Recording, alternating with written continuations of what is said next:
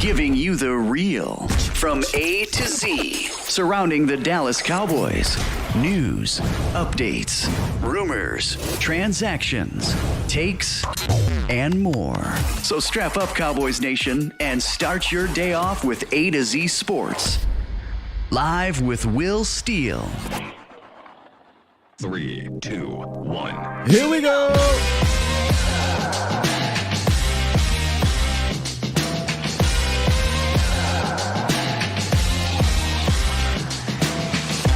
Good morning, good people. Welcome to A to Z Sports Live, the Skywalker Stroke, streaming live on YouTube. And of course, I am your host, Will Skywalker Steele. Boom! Don't let them steal your shine today, baby. Coming up today, we recap the Cowboys' tight victory in LA as they walk away 20-17, move on 4-2, heading into the bye week. It wasn't pretty. She ain't pretty, but she our baby. And we're going to break it all down, of course, when you get the dub, Cowboys Nation. Where you at, brother? When you get the dub, we're going to have a cookout. I don't care if y'all want it or not. We're going to have one. We're going to talk about those who stood out and who are going to be invited to the grown folk table. We'll also talk about those who are basically stand-ins and they have to stay inside. They can't come partake in the festivities. No. You can't partake in the festivities because of the way that thing played out. And then we'll talk about some of those who will be going on a walk with us. They didn't quite make it to the grown folk table, but they should definitely be recognized for their efforts in that game. So make sure y'all stick around for all of that. We're likely will start off with my Cowboys custom of the week here in a few minutes. But I wanted to first say that the Cowboys needed this one. Hey, what's good, Bob Squad? How y'all doing? Oh, look. Squad! I gotta. Finally. You see how he did it with the... He was waiting for that, too. You know, Brandon Cooks was waiting for that archery moment just to go ahead and get you one, and we finally did. He got himself a touchdown last night. And we'll dive into all of that. Get out of here. Get off my screen. We'll dive into all of that in a second. Where are my manners here? Usually, as we do, Mondays/day after games, which is today is a Tuesday. So Tuesday is not Tape Tuesday. It's more of our reaction. It's our reaction to the game, whether it be win or loss. Mondays or day after games are usually about the emotions of the game because we haven't really had a chance to quite rewatch. At least I didn't. I rewatched a few things, mostly the last 8 minutes of the game. But I refuse to be up. I was already up to 2 in the morning. Anyway, but I refuse to be up to 5 in the morning knowing I have to get up and do what we do. So the film will drop within a few hours here, and we'll take a look at that, and we'll talk about what we saw schematically, what we saw X's and O's, Y's, and whatnot on the film. But from an emotional standpoint, that's what these days are for. So we will hear from you guys, 351-999-3787. I'll kind of give my general thoughts of it and then talk to y'all about it. And that's kind of how the show will go today. It's a morning reaction type of show. And for those who have been here, y'all know how that goes, okay? Now, normally, for anybody that's new in the chat, I will roll into a roundup. No roundup today. We're going to jump straight into my Cowboys custom player of the week. And then we're going to come out of that and get into the cookout. So we're going to kind of roll with this gravy train for a little bit prior to getting to the other side of things. And then we'll talk to you guys on the way in to the phones. All right? Sound good? Let's do it. Cowboys custom player of the week, Mr. Dakota Prescott. Let's be real here. Dak put the offense on his back last night, I think, with another game of questionable play calling. Run game was a non-factor. He was dealing with pressure for most of the night. But he ended up finishing 21 of 30, 312, total yards, 2 touchdowns. Could have had 3. He wants that one back at the end. He said that in the post game press conference.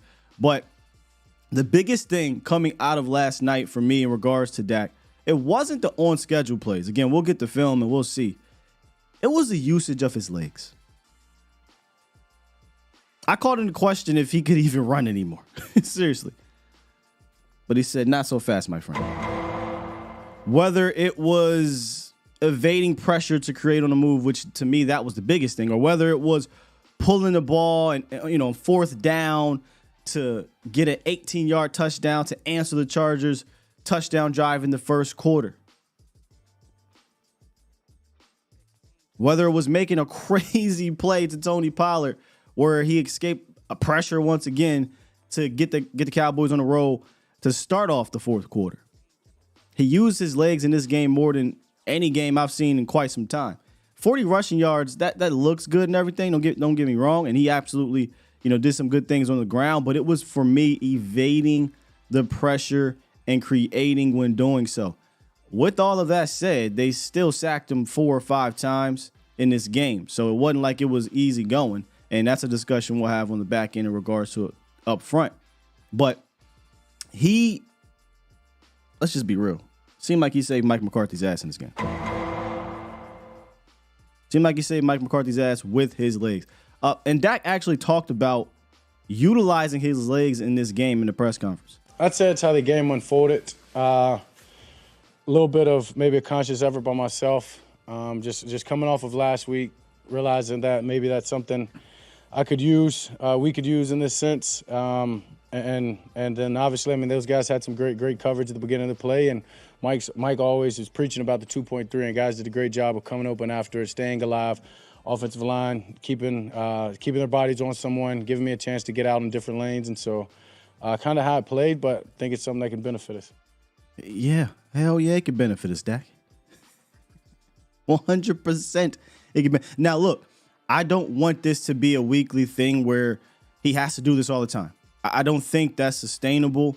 I don't want to call it hero ball, but you're just constantly having to make plays. We're not making them on schedule of the play. And I know Aikman talked about that, like where's the timing, et cetera, et cetera. And again, we'll look at the film. Obviously, there'll be plays where he might have missed a guy here or there. But when it's time to make a play, when it's time to respond, he did that throughout the game. The drive to go down and tie the score up 7-7. Obviously, that ended with the touchdown run. The drive to go ahead and get the go-ahead touchdown 17-10 to Brandon Cooks. The drive to get the go-ahead score for the field goal to essentially put the pressure obviously back on the Chargers, and your defense will go ahead and close that game out. When we needed it, he made it happen, and that's what you need from him no matter what the week is. Is it going to be pretty all the time? Absolutely not. If it's one thing the league showed me this week, it truly is any given Sunday. It truly is week to week. It truly does not matter the opponent. You better be on top of your game or you can be had. And that could have factored into a couple of decision-making instances coaching-wise. And again, we'll get to that in a second. But at the end of the day, they walked away with this victory. And Dak had a clean, efficient game, didn't turn the ball over, and walked away with a couple touchdowns and over 300 yards. So he is this week's Cowboy of the Week, presented by Cowboys Customs. Look, Cowboys Customs can give your vehicle the lift it needs. They not only do custom suspensions, but also customize your wheels and tires. They are a family-owned and operated business, and it's a place to go for all your vehicle accessory needs. So stop by any of the 4 locations. They got 4 of them, 1, 2, 3, 4. Cowboys Customs or Cowboys Auto, which is located in Arlington and North Richland Hills. Cowboys Wheels and Tires, located in Irving. And you can get a free leveling kit with the purchase of wheels and tires, or hit them up, 817-633-4611. Mention your boy Skywalker and get an additional 10% off your entire order. That's Cowboys Custom, and Dak Prescott makes our Cowboys Custom Player of the Week. Let's keep this gravy train going. Huh? Let's keep this gravy train going. Again, was it an amazing win? No. Was it a much-needed win? Absolutely. And when that happens, I don't give a damn what y'all talking about. We're going to have a damn cookout. It's electric. We're going to have a cookout.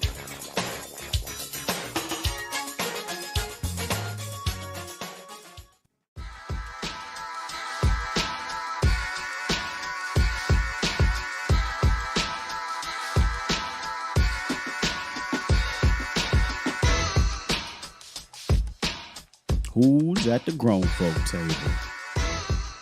We just talked about Dak, head of the table. When you're Cowboy Custom Player of the Week, you obviously are the head of the table for the day. Let's get to the other guys. Micah Parsons, welcome back, sir. Welcome back. I feel like he makes an appearance at this table every time the Cowboys win. So you might look at the stat sheet and you might say, well, Micah only finished with boo, boo, boo.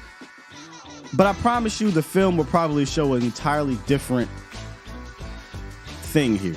He probably won't get enough credit until the film drops. But this is why he is who he is, man. All night, Micah Parsons is getting double teamed. He's getting triple teamed. He's creating one-on-ones for others. But he's not letting that get in his head. And when you need it, when you need him to make a play, when you need him to reach down and dig deep and beat that double team in the clutch, Micah Parsons made the biggest sack of the night, the only sack of the night for, I think it was the biggest sack for either side, but the only sack of the night for the Cowboys. And then the very next play, the Cowboys get the game sealing interception off of Justin Herbert, who thought he could do no wrong. But maybe that's a conversation for y'all on the phone. So anyway, Micah Parsons, welcome back to the grown folk table where you belong, sir. CeeDee Lamb, what's happening, player? 7 targets, 7 receptions, $117, made big play after big play, and much was made of his usage, as it should have been. Much was made of his frustration, as it should have been. But he refocused in this game. And you can tell the Cowboys made a conscious effort to get him involved. And that's what they needed to do. They needed, this is your best wide receiver. He's one of the best wide receivers in the league. You can't treat him like he's just a B receiver. He's not, in my opinion. And they didn't. Could he have more targets? Probably. But he's on a ridiculous pace right now from a catch percentage standpoint, by the way. I think he only has 8 incompletions when he's targeted this year, which is insane when you really think about it. But CeeDee Lamb didn't get in the end zone, but he had another 100-yard day and just kept making big play after big play and stuck with Dak Prescott in regards to when the plays broke down. And that puts him here at the grown folk table. Shouts out to CeeDee Lamb. Osa Odigizua. Look, man, we probably could do this every week when the Cowboys win because usually that means Osa is playing extremely well. I just think he continues to be a top dog at the position. I don't necessarily know where he slates in the league. I can't be honest with you there until I actually go do some research. But I have to believe Osa is playing like one of the best dual guys on the interior, both in the run and pass. He has made play after play after play. And a lot of people want to take him off the field because he's not a big dude. No, this guy makes plays in the run game, and obviously he puts pressure on the quarterbacks as a rusher too, because that's really his game. But he is morphed into a total complete player at the position.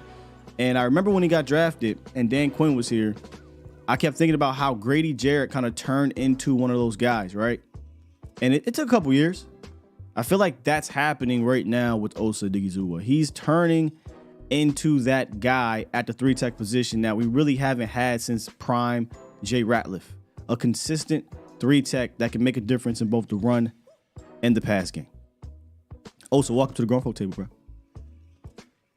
Marquise Bell. This was, look, I was going to say this is Bell's best game since week 1. I think this was his best game, point blank, period.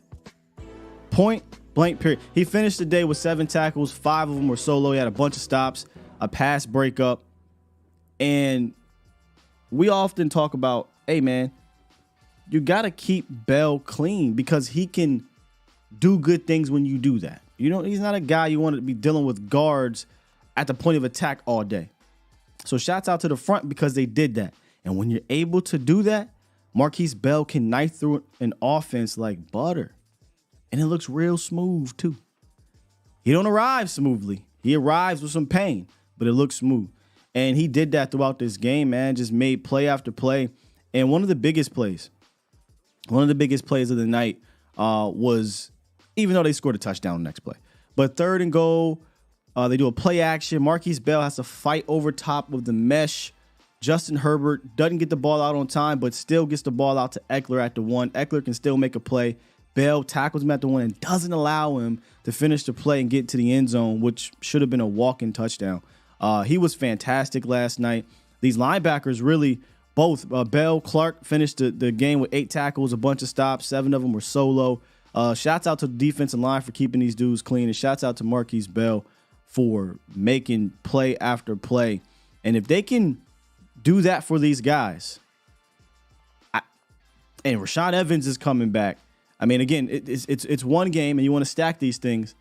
You are looking at the room a little bit better. Let me just say that. I'm not going to be speaking hyperbole, but you're looking at it a little bit better. But I do think once we get to the next game and you get Rashaan Evans maybe involved, and you continue to keep these guys upright, maybe we can start feeling a little bit better about it. But it's one game right now. Bell was fantastic. He deserves to be here at the grown folk table. So who's going on the walk, Cowboys Nation? That's not what we want. Get that out of here. Who's going on the walk? Let me see what y'all got in here. Who's going on the walk? Got a couple dudes.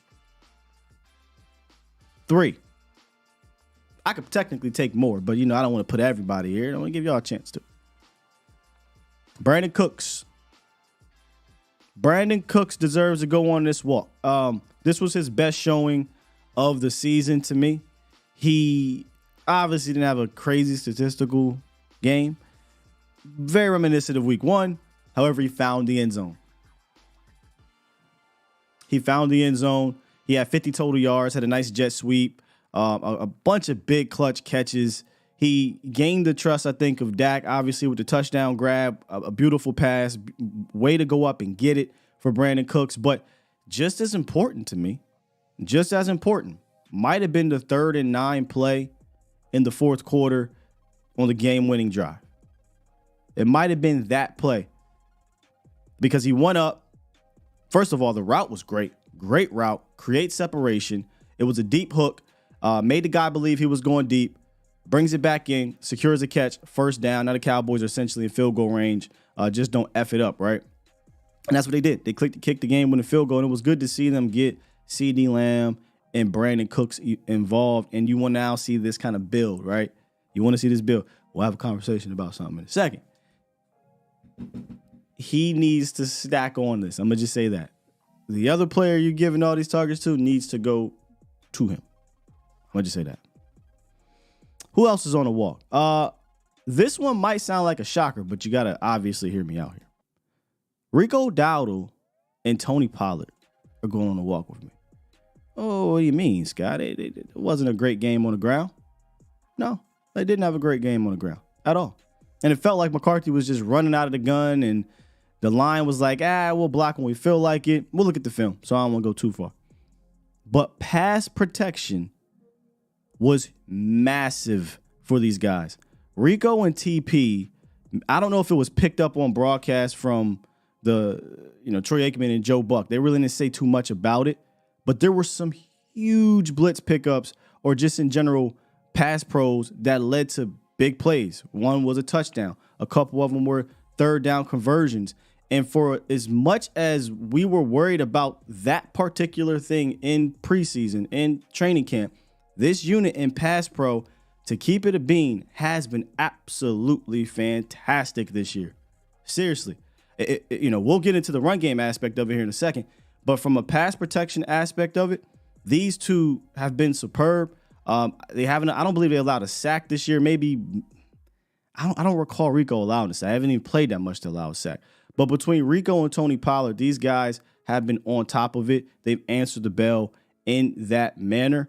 And if you don't get the touchdown to Cooks without a Tony Pollard block on Derwin James, you probably don't get the 3rd and 9 completion without Rico Dowdle picking up that blitzer. I think it might even have been a defensive lineman. I can't remember. Again, we haven't watched the film yet. But just good stuff from them. So they absolutely have to go on a walk when you're doing the dirty work like that. So I've got Brandon Cooks. I've got Rico and TP. And if you look in the back there, You look all the way in the back. You'll see Deron Bland.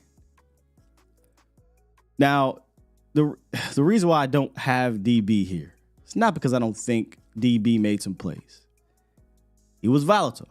He was, he was fortunate, right? 2 pass breakups, should have been 2 interceptions. Both of those pass breakups should have been interceptions. The second one, easy pick six. Easy pick six. But on the flip side, also got cooked on a double move a few times, right? Got beat on a double move, and God's quarterback, Justin Herbert, missed him. Stop the press. Stop the press. Justin Herbert missed somebody. Oh my God, it's not just that. Yeah, he did. He missed a bunch. But again, if you watch the pregame show, if you watch this show leading up to each matchup, I just talk about what I see on the tape, and I saw that this year when you pressure Justin Herbert, even sometimes when you don't pressure him, he tends to not be accurate all the time. That is what it is. He likes to take the deep shot. He wants to beat you with his arm, like his big arm, right? He wants to gun it down there, take the big plays, and kudos to the double move for Keenan Allen both times. Or I think the other one was actually Josh Palmer, but regardless, he overshot both of them, and those are huge misses. So that's why I couldn't quite put him at the grown folk table, but he made a huge play at the goal line, 4th and whatever it was, 4th and 1. Kellen Moore glitched, tried to attack Deron Bland at the goal line, didn't work out. That could have been an interception too, by the way, which I kept saying to myself, I wish he did, because now it's 1st and 10 at the 20, not 1st and 10 at the 4. Eventually, we got backed up, punted the ball away. And then the other one. So both dropped interceptions technically kind of cost you field position there. One of them was obviously a touchdown, pick 6. Here you go. Tutty, right? So DB, I'll let you hang around, but I can't quite invite you to the grown folk table. So DB, I can bring you to the walk. Cooks, Rico, and TP are the guys that, without watching film, that's who I got. Now, with that said, who's in the crib?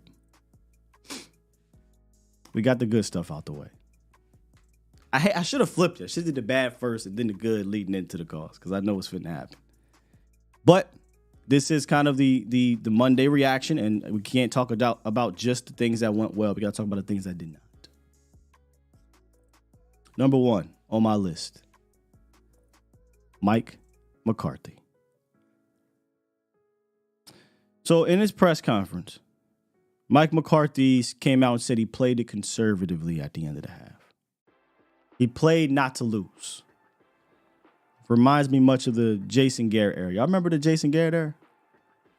Very, very conservative. We played things not to lose. He kind of hinted that this is how he was going to play in the preseason or camp or whatever, and that's kind of how we're playing. I hated the clock management at the end. I mean, I was livid. If you also watched the halftime show, I was very frustrated, mainly because of the way it ended. 40-some seconds left. You complete a pass to Michael Gallup for 12 yards. You're around the 30-ish or something yard line. Gets pushed out of bounds, but the clock keeps rolling. You got 2 timeouts. You don't call the timeout with 38 seconds left. Now, you got time to do something. Lets the clock roll, runs a play, holding, backed up 21 seconds now. You call a timeout. That's egregious. Then you complete a pass, get inside the 10, 8 seconds left, 1 timeout. You deliberately, this wasn't even a clock management part. This part right here. The Michael Gallup one was. He deliberately said, no, let the clock run. Let the clock run. Let's call timeout with 3 seconds left and kick a field goal. Whew. My blood was boiling a little bit. Why are we acting like, again, we're an expansion team? It's not difficult to drop back Gallup, or at this point in time, I ain't really wanted to be Gallup. CD Lamb, Brandon Cooks, run a fade route, throw it up. Either he gets it out of bounds, and let's kick this field goal if it doesn't happen, or it's a touchdown. Now, it didn't come back to bite you in the butt because you won the game, but I don't know, Mike ain't like that. Number 2 from Mike. The run game plan. It's week 6.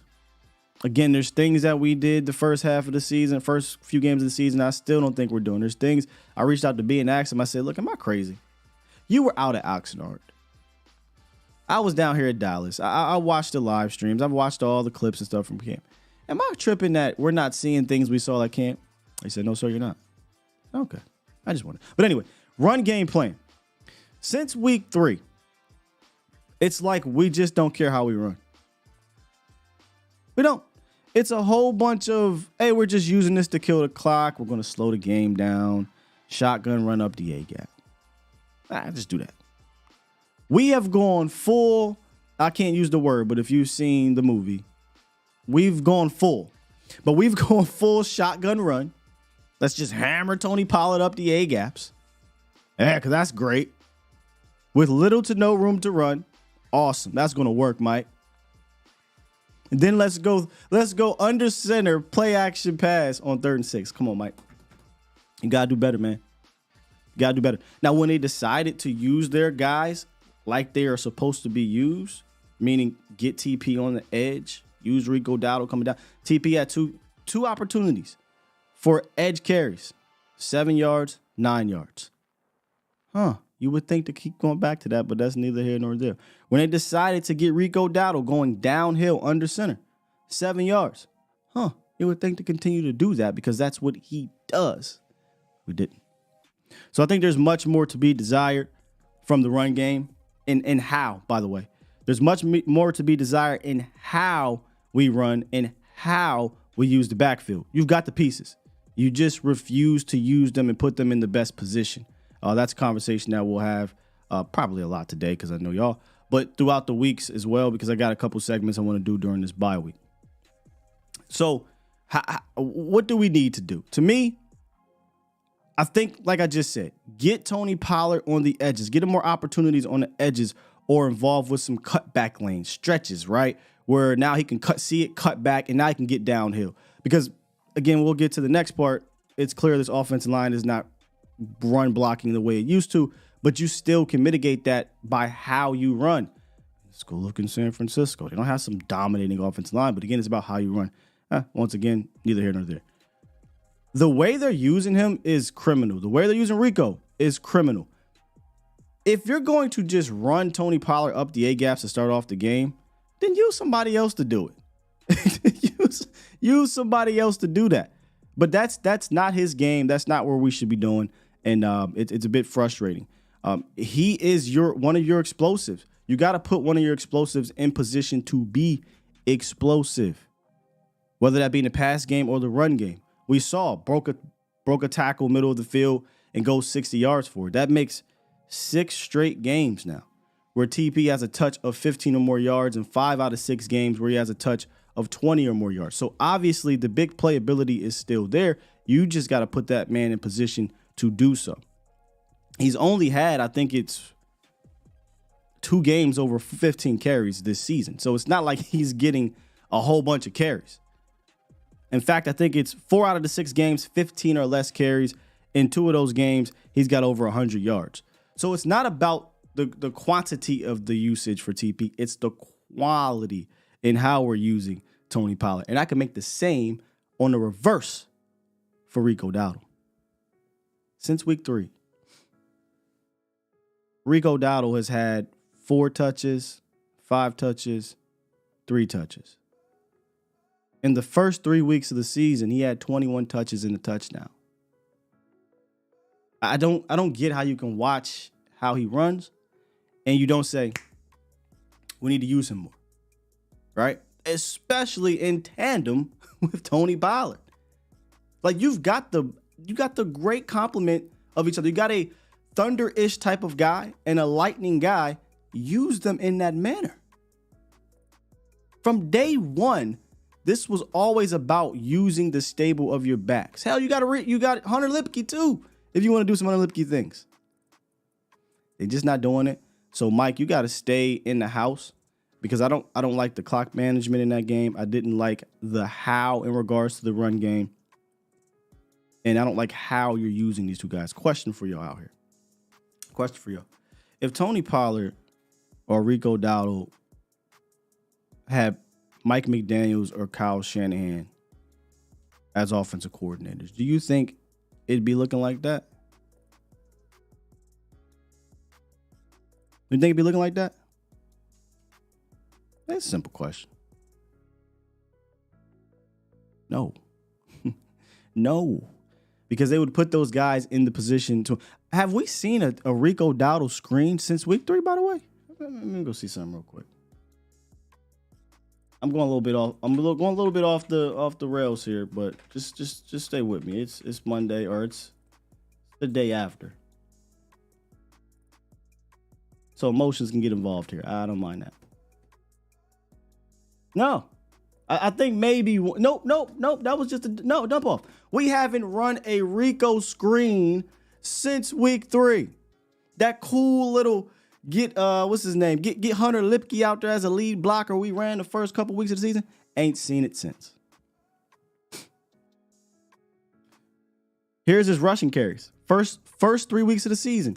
He had 6 touches week 1, 8 touches week 2, 7 touches week 3. I'd consider that still on the low side, but I mean, they making an attempt. Since then, 4, 5, and 3. Don't like it. Who else is staying in the house? Offensive line. I think the line hasn't been as advertised since the return. Again, got to go back and watch once we get the tape, but didn't feel like there was a lot of room for these guys. So as much as I'm going to get on coach in the how to run these guys, I also got to get on the line because it doesn't seem like they're opening up many holes for these dudes.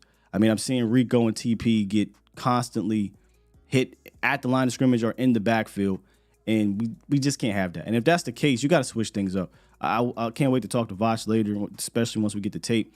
But when they run this out of shotgun and they're pulling their guys, it feels like the pullers are way too tight, and they just have no care in the world to even get it to the outside. It's like they're pulling to hit the B gap, and it just feels really tight. I could be wrong here, but that's kind of what I'm seeing from broadcast view. Once we get the film, we'll check it out. But it doesn't feel like the offensive line is really opening up these holes as much. And that's a bit concerning because this is just starting 5. So they got to figure out a way to get these guys going. And you can maybe argue the pass protection is a little wonky as well. How you go the first 3 weeks against some good defenses, by the way. I mean, well, first 4 weeks. New England did sack you a few times, but a couple of those was on Dak. The Jets, New England, the Giants, they all do pressure things. And they give up many sacks in that game. You open up some holes. You got the groin game going. All of a sudden, you get your line back, and we really can't get anything going on the ground. It's really, really weird to me. And then the last person that stays in the house, in fact, he ain't just in the crib, in the living room. Got to go to his room. It's Michael Gallup. Just when you thought, right? Like MG, man, making some fun. Is right back to, bro, what's happening, man? You know, I'll give you the first drop. That was really high. I mean, a bit high, hit your hands, but it's a high throw. What? Missed throw right there from Dak. I'll give it to you. But the one he put on the money down the middle of the field, where we haven't been getting explosive plays, you got to catch that, man. The slant, you got to catch that, man. You ain't going to be getting separation like that. But when you do, you got to catch that. 10 targets, 3 receptions, drop touchdown, 24 yards. Where's my one button? Hold on. It's time! It's time! It's time! It's time. It's time. It is time for... It's time for Jalen Tolbert. It's time, bro. Like, we said what, Voch? Week 5? It's week 6. Look, I'm not advocating to cut the man. I'm not advocating to outright inactivate the guy. I'm not doing that. You're going to need him. Like, there's going to be a point in time you're going to need him. That's just facts. But goddamn it. It's time! It's time! It's... My bad. I didn't mean president. It's just time. Like, if we're going to just be diabolical in how we run slants and how we target him, do it with the guy who I think looks more explosive in his routes, so we ain't seen a bunch of it. I think has some explosive ability and can do more things from a route tree standpoint. We gotta put politics aside, man. We got to. Doesn't feel like we're going to change things up much schematically. I feel like this is just who you're going to be. Right? And if that's the case, now you got to put the players out there. Here's the thing about in Green Bay with Mike McCarthy. Kind of doing all this. He was kind of doing all this. But James Jones. I forget the kid, the tall, big white dude. All the weapons that they had out there, Donald Drivers and Randall Cobbs and Jordy Nelsons and Greg Jennings, these guys could win, right? These guys, Cooks, we know can win. Lamb, we know can win. I think Jalen Tolbert can. I mean, I've seen him win. I've seen him win this year. Not a lot of opportunities, but I've seen it. Boy, Gallup ain't won.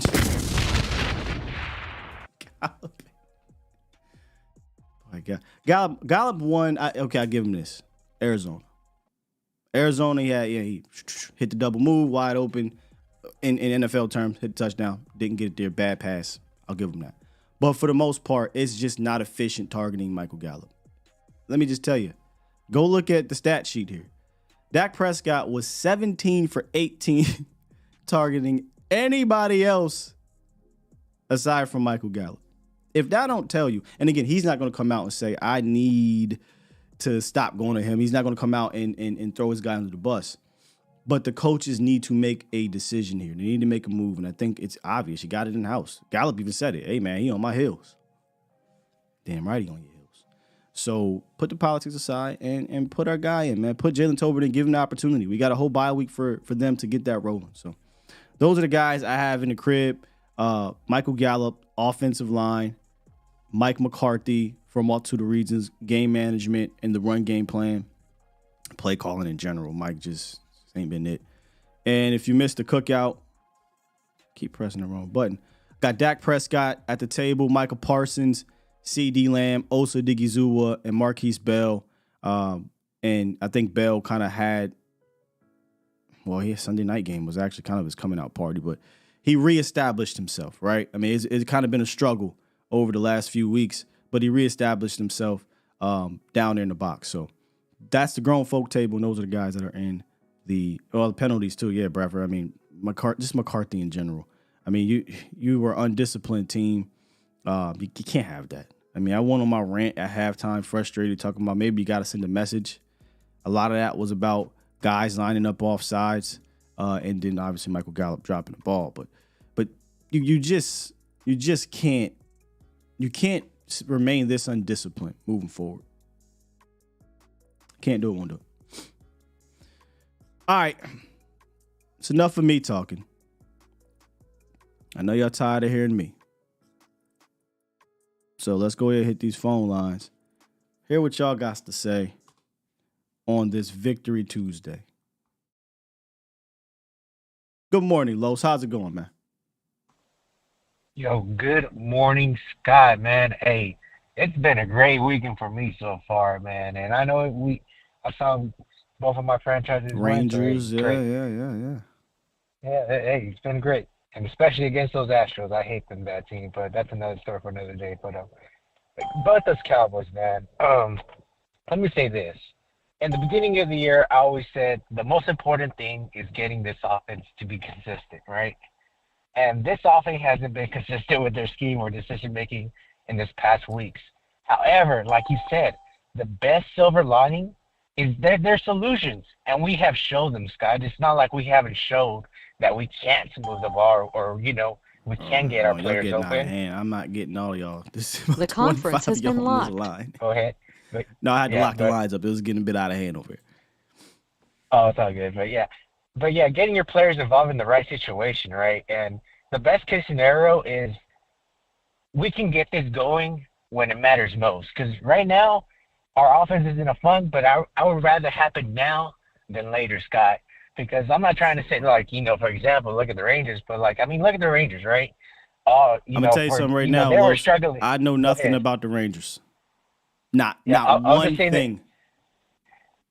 All right, I'll just say this then. They were a struggling team, Okay. but when they got hot, when it mattered, that's when it matters. Gotcha. When it's October, So they were like playoff season. They were like it was tough for them in the regular season, and they got to the postseason. They went on a run. Is that what happened?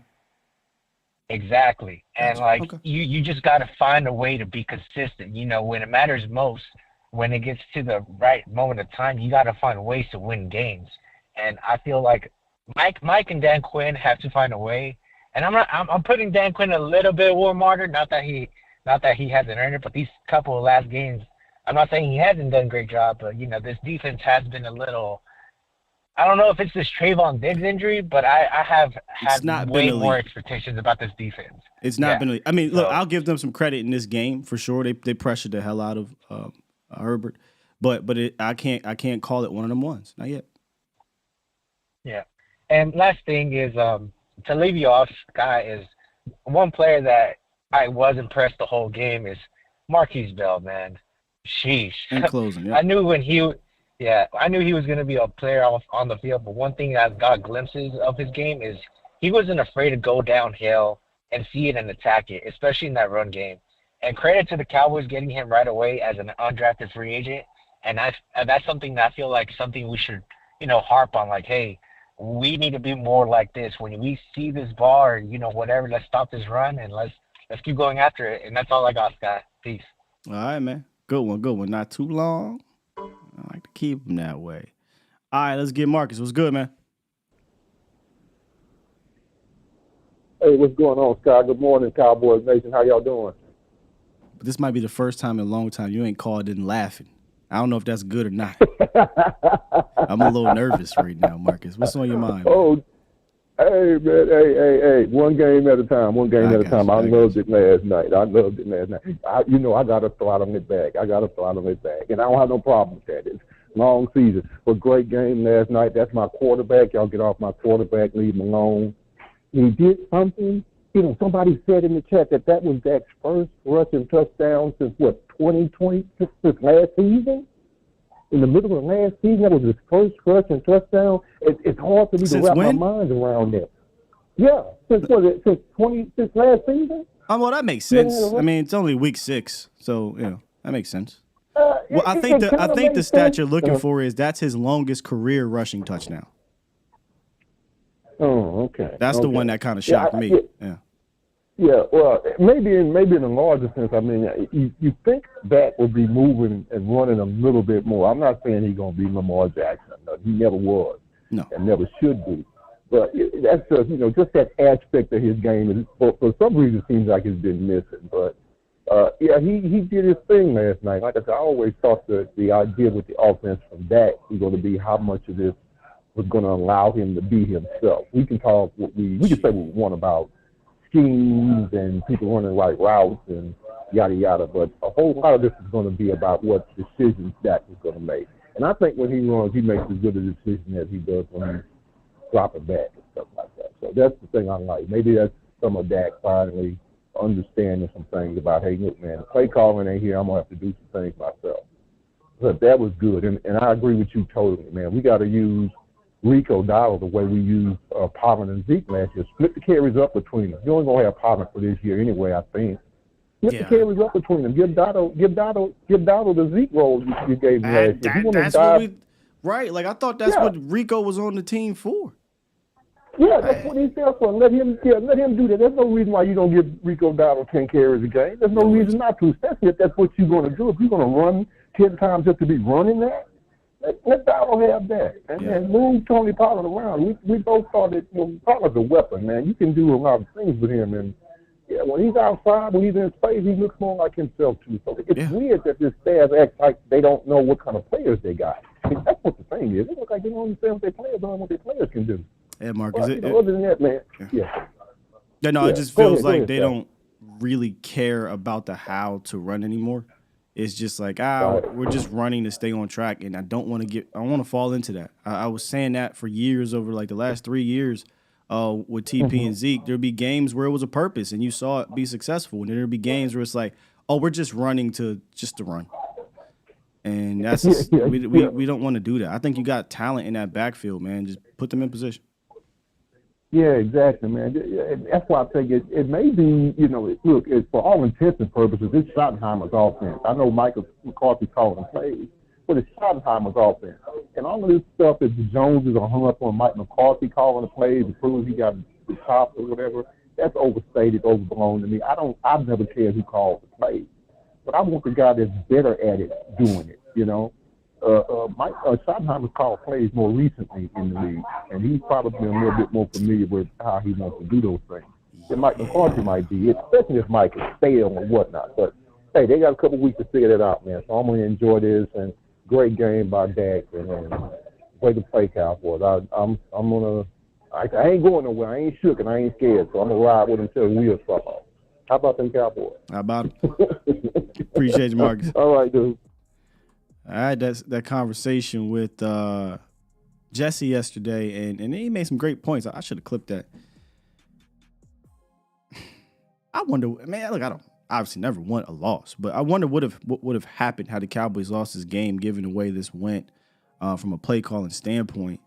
You could argue it doesn't matter; they won the game, but it still should be questioned. Shoddy, I mean, Mike has to look in the mirror. I mean, me personally, I think Mike has to look in the mirror and say, look, this thing ain't really going the way I wanted to go. Juggling play calling duties and being a head coach hasn't been as smooth. Now, you could also say, oh, it's week 6. He's getting back in the flow of things. Sure. But where's the hope? The hope was early in the season. The hope was the first couple weeks of the season. We were doing some good things. We were doing moving around, pre-snap motion. A lot of yesterday felt static again. I mean, we'll look at the tape, but it felt static. Pre-snap motion, getting to the edges, tosses, jet sweeps, screens, rubs. There was a lot of that. And then it just dwindled down. So it doesn't seem like we're trending up or trending down with it. And if that's the case, maybe you need to say, hey, Shotty, the goal is to win. The goal is to win. You've recently put together offenses where you've had deep concepts mixed with a good running game, screen game, etc. The Cowboys, by the way, screen game has been really good this year. It's been really good. We just don't do it enough, which I think it was Troy Aikman who said, hey, I just think offensive play callers make things more complicated than they need to be. I used to say that for years, and I thought we were going to have all the easy buttons in this offense. And I agree. It's just sometimes it's just like, why are we being difficult here? Kellen did it a bunch of times last night. 4th and 1, 3rd and 1. You're doing these rollouts and let's get the first down. So I just think we need to stop. I don't want to say overcomplicating things. Stop being stubborn, Mike. Essentially, stop being stubborn, man. And if it means Shoddy has to call plays because he's more familiar with the day and age of things, hey man, let it be. You tried it. It ain't looking too good for you juggling it right now. And what I don't want is this victory to mask his deficiencies from a play calling standpoint. Everybody obviously needs to go back. Offense, defense, special teams, every unit, whatever, needs to go back at the bye week, get some rest, some R&R, get into the film room, figure out how to be better for sure. But if we want to get to where we want to get to, we have to show more consistency offensively. And it's been tough. It's been tough. I ain't heard from Carl from Wisconsin in the grip. What's up, Carl? What's up, man? How you doing, man? I'm doing. This is Carl Young. Yeah. You Carl from Wisconsin. What's good, Carl? Yeah. Hey, man, I want to ask you this. I was thinking about this. What do you think with the running game with Paula? I heard you talk about Paula and how they trying to get him to run through these A gaps. It ain't working at all. Mm-mm. It's just not right now. I'm thinking of a trade. And what do you think about this? The Packers and the Cowboys getting a trade for the running back Dillon. I like him. I mean, I like the player, but to be completely honest, I'm more worried about the how. I think you got a guy that can get downhill and be strong for you in Rico. So but Dylan's a big boy though. That's a big boy. But some could argue, hey, so is Hunter Lipke. If you want to get some power, just pure, we don't give a damn about what happens here. Just give it to a big guy to put his head down there and try to move the pile. Hunter Lipke is on the team. So I think you have the guys equipped, but it's the how that is frustrating for me more than the who. I want you to be honest with me. I mean, I like you analyze. You do a good job, and I want you to be honest with me. Rico, you mentioned him. Mm-hmm. Dude, I really think, and I'm not taking anything from Paula, I like Rico better. I think a lot of fans like I like his style. Remember how I called him a Marion Barber type style? That's a very fun style to get behind. Do I look at Rico as a lead back? No. Y'all know how I feel. I don't think you need to have a lead back. When I say lead back, I mean workhorse back in this type of economy in regards to the NFL. But I don't mind. I don't understand why we're not using him more in tandem with TP.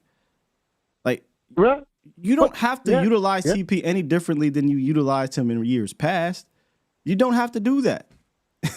And I think they are, and it's a mistake. Yeah. And the thing about, to me, I always think they just the same bag. And I kind of miss them getting rid of the guy that they got over from Tampa Bay, the running back. He had some issues this year. Ronald Jones. I miss him. And again, it's not the who. It's not the who, man. And I think we're going to look at the results and not look at the process of how we get to those results.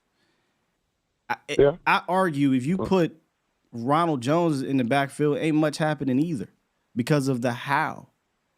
You cannot do shotgun runs, bro, up the A gaps all game. What happens when they got under center? They get under center. Tony Pollard hits the edges, and he gets a 9-yard gain. What happens when they get Tony Pollard on the edges? He gets a 7-yard toss play. What happens when they get under center and run into Rico Dowdle downhill? He gets a 7-yard hard-nosed run. It's the how. You got the players. It's the how. I'm going to keep saying it. Yeah, and I hear you. Because Pollard is so good when he hit that outside. He that's where he's real good. And I'm a little concerned, not too much, and I think they'll get it correct with the offensive line. And maybe those A gaps was part of them, if it wasn't working, he kept trying to, get it in there, and it wasn't working at all. But I believe with this bye week, man, they can take care of some things, get some things done. And I'm looking for something, I'm looking for a trade around this bye week. Yeah, we'll talk about that. We'll have a nice little segment on that. I got you. All right. I appreciate that, bro, man. Cowboys, man, I can go a week without worrying, man. I can go a week without. It depends who you listen to and what you bring in, because I can guarantee you, you might think the Dallas Cowboys lost depending on how you take in your information. So be careful, man. Me too, man, because Philly 500, man, I said some, they might block me because that guy's just, dude, you so worried about the Cowboys. You troll them all the time. He just, last night was the night that I just had to go off on that dude. I'm sick of Philly fans, dude. Yeah. I'm sick of it. Then I see Sunday because Miami coming. The Dolphins are coming. Yeah, he should be talking nothing. All right, I appreciate you, Carl. Bro, man. All right. Yeah. Right. See, shout out to everybody getting their bread, right? Like, shout out to all content creators busting their butts, getting that bread. Just like on national media, you have to understand what you're dealing with and what you're taking in. Same thing comes to content creation. There's just no way, right? Like, you're going to a guy like that, and with all due respect, I'm trying to be as respectful as possible. Ain't no way you watching his content to learn a lick of anything about the game, to talk about the actual game of football, to have logical, contextualized conversations about. There's just no way you're doing that. I've seen the dude, and shouts out to him getting his bread, but that's not his lane. And in our industry, there are people like the industry on TV where their content is different. So you're not doing that with a guy like that. So if you want to go over there to have fun with the trolling and stuff, hey, by all means. But if you want to go over to actually talk football,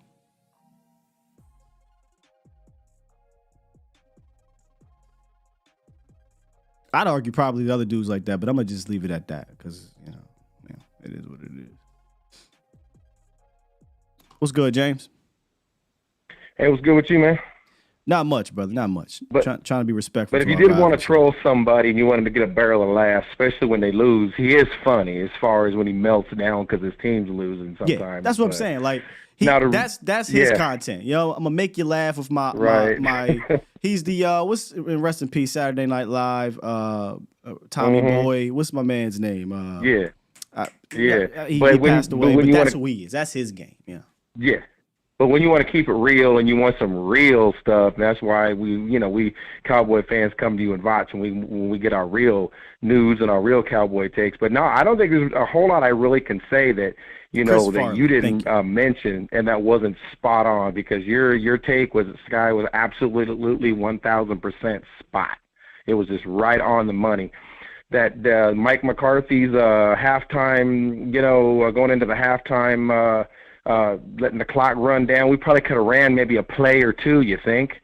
Maybe scored a touchdown. I don't understand that, And then, and I think the offensive line's only been back together, 2 games? I'm kind of interested by next game to see if they can start opening some holes, and I agree with you in the run game. That's horrendous. Tony Pollard up the A-gap is just not getting it done in the shotgun. I agree with you there. And I think it's also time to start seeing some more Jalen Tolbert instead of Michael Gallup. There's just no separation there at all. And if you're going to throw those deep routes, isn't that why we got Brandon Cooks to do that? Yeah, man. I think Cooks makes that catch. I think he does too. Tolbert might even make it. I mean, again, I'm just guessing here, but right. He used to come down with those type of contested ones, but he ain't even doing that now. If you're not even going to do that, we got to find a different road for you. And if that's maybe you become a red zone weapon where we jump ball you, then that's fine. Right. But we got to put our politics to the side here and do what's right. Yeah, because we're talking about that one play where Dak threw a dot and it hit Gallup in the hands in the end zone. Yeah, you got to catch that, man. Yeah, because we don't get that many shots. Yeah, you got to. Definitely against that team, the way we were playing, you don't get that type of shot. They're not allowing you. They were playing 2, sometimes 3 deep in this game, and then you could hear Dak in the press conference talk about it, like, hey, they weren't really giving us that look. And there was times where, at least on one occasion, I saw who was it, Fergie up the seam, but I think Dak just wanted to make sure, all right, let me just go ahead and get the first down here, as opposed to trying to hit the seam. That was something I was going to touch on too that I noticed. Yeah. I mean, I can't wait to get the film because I don't know how many times we even took that opportunity to hit a seam shot. I felt like it could have been there. Right. But the last point I'm going to make before a question I have, Sky, and I didn't mean to cut you off, is I think Dak is just not trusting his first read, because before he just looked like he was going to throw it to Ferguson and then he took it back. If he would have hit him, if he would have threw it, he would have hit him. On that particular play, for sure. We have to get the rest of the film, but again, in this scheme, in this offense, they're not really allowing you to go downfield. So they were just taking everything they could get underneath for the most part. But he was hitting some big plays, though. I mean, he was getting on the move and making some big plays. But I'll be interested to see how all the X's and O's went into this thing and where there was some opportunity. And then I think my question here at the end of the day, after all those takes and not having a question, I think my biggest question, somebody kind of somewhat touched on it. It may not be from the Packers, but Do you see us possibly maybe trying to trade to get another offensive weapon, you think, or would you not? We're gonna have a trade segment. I don't know if necessarily it'll be an offensive weapon. Again, weapons ain't your problem. Right. Weapons is the furthest thing from your problem here. But hey, it never hurts to get better in any department. So we'll have a trade segment and see what are some possibilities. But yeah, for but me, at the end of the day, it's a win. We'll take it. But like I said, man, as always, man, like I say, you and Vach are the best on YouTube with what you do. And I appreciate you, and let's just go into this bye week and hopefully we can figure this out because we got some coming up, man. We got some tough opponents like the Lions and the Bills and Miami. Well, we got to find a way to score some more points. That's in December. We got the Rams up next. Yeah. That ain't going to be easy. Then Philly right after that, right? And then the Washington Commanders. It's your schedule is on now, baby. You got the easy ones. Yeah, we just got to find a way to score some more points. 100%. You got the easy ones out the way. It's time to lock in now because it's going to be competitive from here on out. The games that you've seen over the weekend is usually how football games are going to be played, not the blowouts. Right. All right, Sky. Well, you have a good rest of your Monday, man. Enjoy. Thank you, sir. Thank you, man. All right, let's keep it moving, man. Let's get D Shift on the horn. What's good, D Shift? Hey, good morning, Scott. Good nice morning to you, man. Man, I guess my biggest takeaway, I'm glad the defense and Dak got confidence put back in them. I mean, that's just an important factor. We can talk about like where we're going to be in the playoffs, but as you said, man, we got to deal with the now. One game at a time. This team has too many things. Yeah, this team has too many things, and I think that was the biggest thing about us. We got a little overinflated as a fan base, and when these problems naturally arise, as they are going to, you kind of panic, and it's like vouching for somebody, right? You give somebody your word, and then when they let you down, you kind of mad, right? And so, we vouch for this team, and things happen. You had injuries and, whatnot. So, like as you said, one game at a time, and I think the confidence of Micah getting that sack in a clutch moment, right? I mean, the Chargers were sacking us all night, but we got the most important sack of the night. Yeah. And also with Dak, just being able to just continue to build. Look, I mean, we talk about, Mike McCarthy and the play calling and Schottenheimer, and right across, the field, you had a coach who, I mean, these past couple of weeks you've been hearing about rumblings as to whether or not we were better off with Kellen or not, right? And then you turn around and that guy's on the other side of the sideline, like making the cringy teeth face, And I did not miss that face. No. Let's make this clear, right, D-Shift? Just because we want McCarthy to get his act together or possibly relinquish play calling duties, don't mean I'm walking them back no damn Kellen Moore. No, sir. No. Look, Kellen Moore, again, I think he's a bright mind. He's got a bright future in this league. We talked about this in the offseason. He's going to go to the Chargers. He's going to do good things. He's going to put up good numbers. He'll be fine, right? But we've been there, done that with Kellen. Go get me somebody. Now we're talking offseason, but go get me somebody that's rubbing shoulders with Shanahan and Daniels and whatnot. I brought up Bobby Slowick, man. He's doing fantastic things down there in Houston. And look, I know I can't stand Eastside Herald, but I do like what they're doing in Houston. I like football, man. I love seeing what those guys are doing down there. Go give me somebody that's rubbing shoulders against them. What you saw last night on the other side is what we have been dealing with for years, right? Hey, you get off to this hot start, all this razzle-dazzle, but if you weather the storm of all the stuff that Kellen will throw at you early, he'll fall back into, hey, Q, go win me the game, no matter what the hell is going on. He could have easily kept attacking us with Keenan Allen or Austin Eckler out the backfield, screens. He didn't do that. He said, go win me the game with my big arm quarterback, and it didn't work out. This is now 3 opportunities they've had a chance to go score a game-winning drive, and they're 0-3 in that instance. And this is from a guy who routinely used to do that. And I don't think it's a coincidence that that's kind of similarly what happened under Dak's tenure. He started off winning a bunch of game-winning drives, right?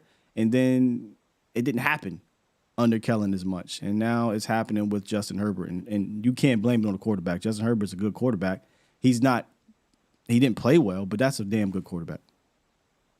Yeah, and we'll deal with, like you said, down the road, we'll deal with, because you don't know who's going to be playing, right? You didn't, 49ers didn't know and the Eagles didn't know they were going to be without some of their best players, and their quarterbacks had to go prove that they can still be these guys that everyone hypes them up to be without these guys. And they showed that, hey, just like every other team, they need those guys, right?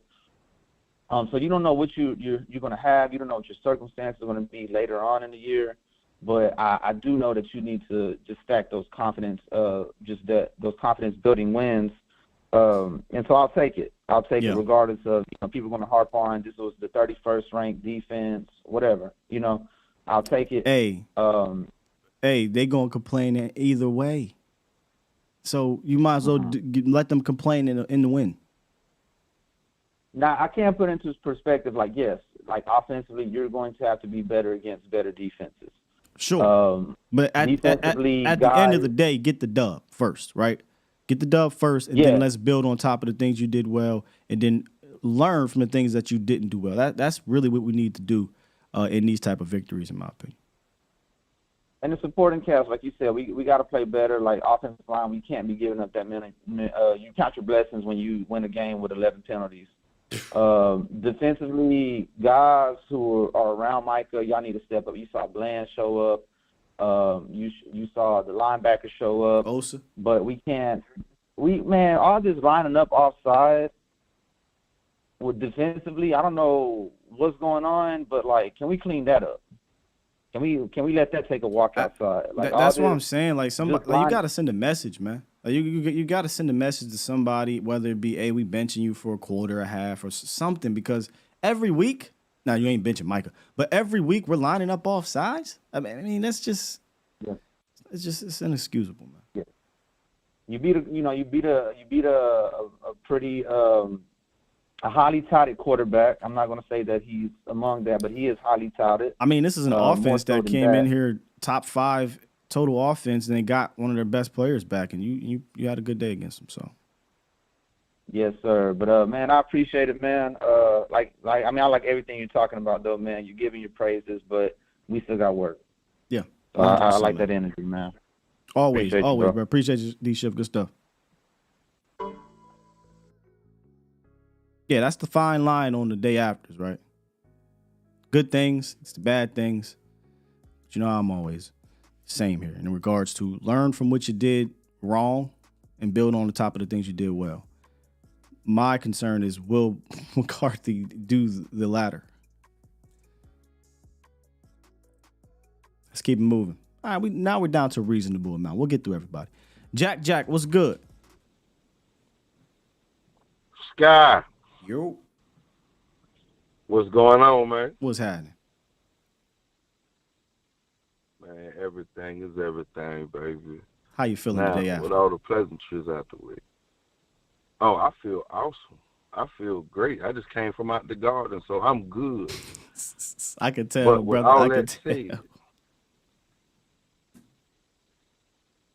With all due damn disrespect, hey, Sky. Yeah. You stay disrespectful. Fuck them.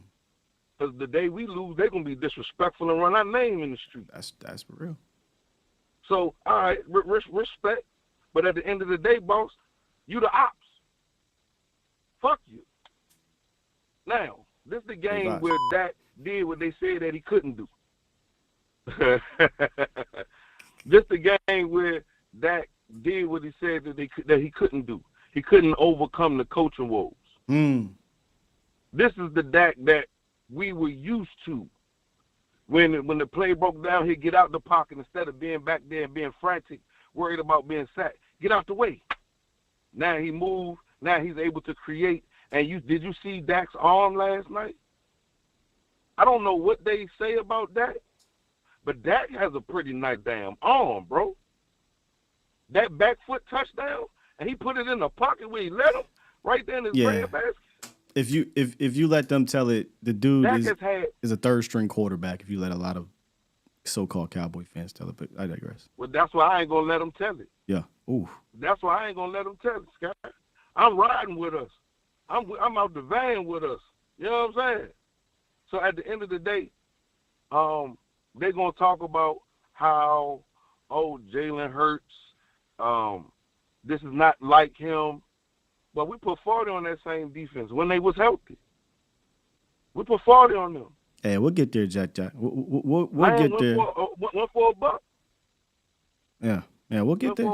But I'm just saying, I'm celebrating in our win. You know how I am, good, bad, and different. Yeah, we got issues, but man, I'm celebrating, bro. We won. We in the bye week, 2 games over 500. Two of the biggest adversaries that took L's. Now they broken. Now they got to start back over now. Now they got to hit the drawing board. Only thing we got to do, and this is one thing that Go ahead, boss. No. Go ahead. Oh, and this is one thing because I something ran back in my head while I was listening to y'all. They said they changed 30% of the offense in the offseason. That's a lie. Was those 30% the big plays?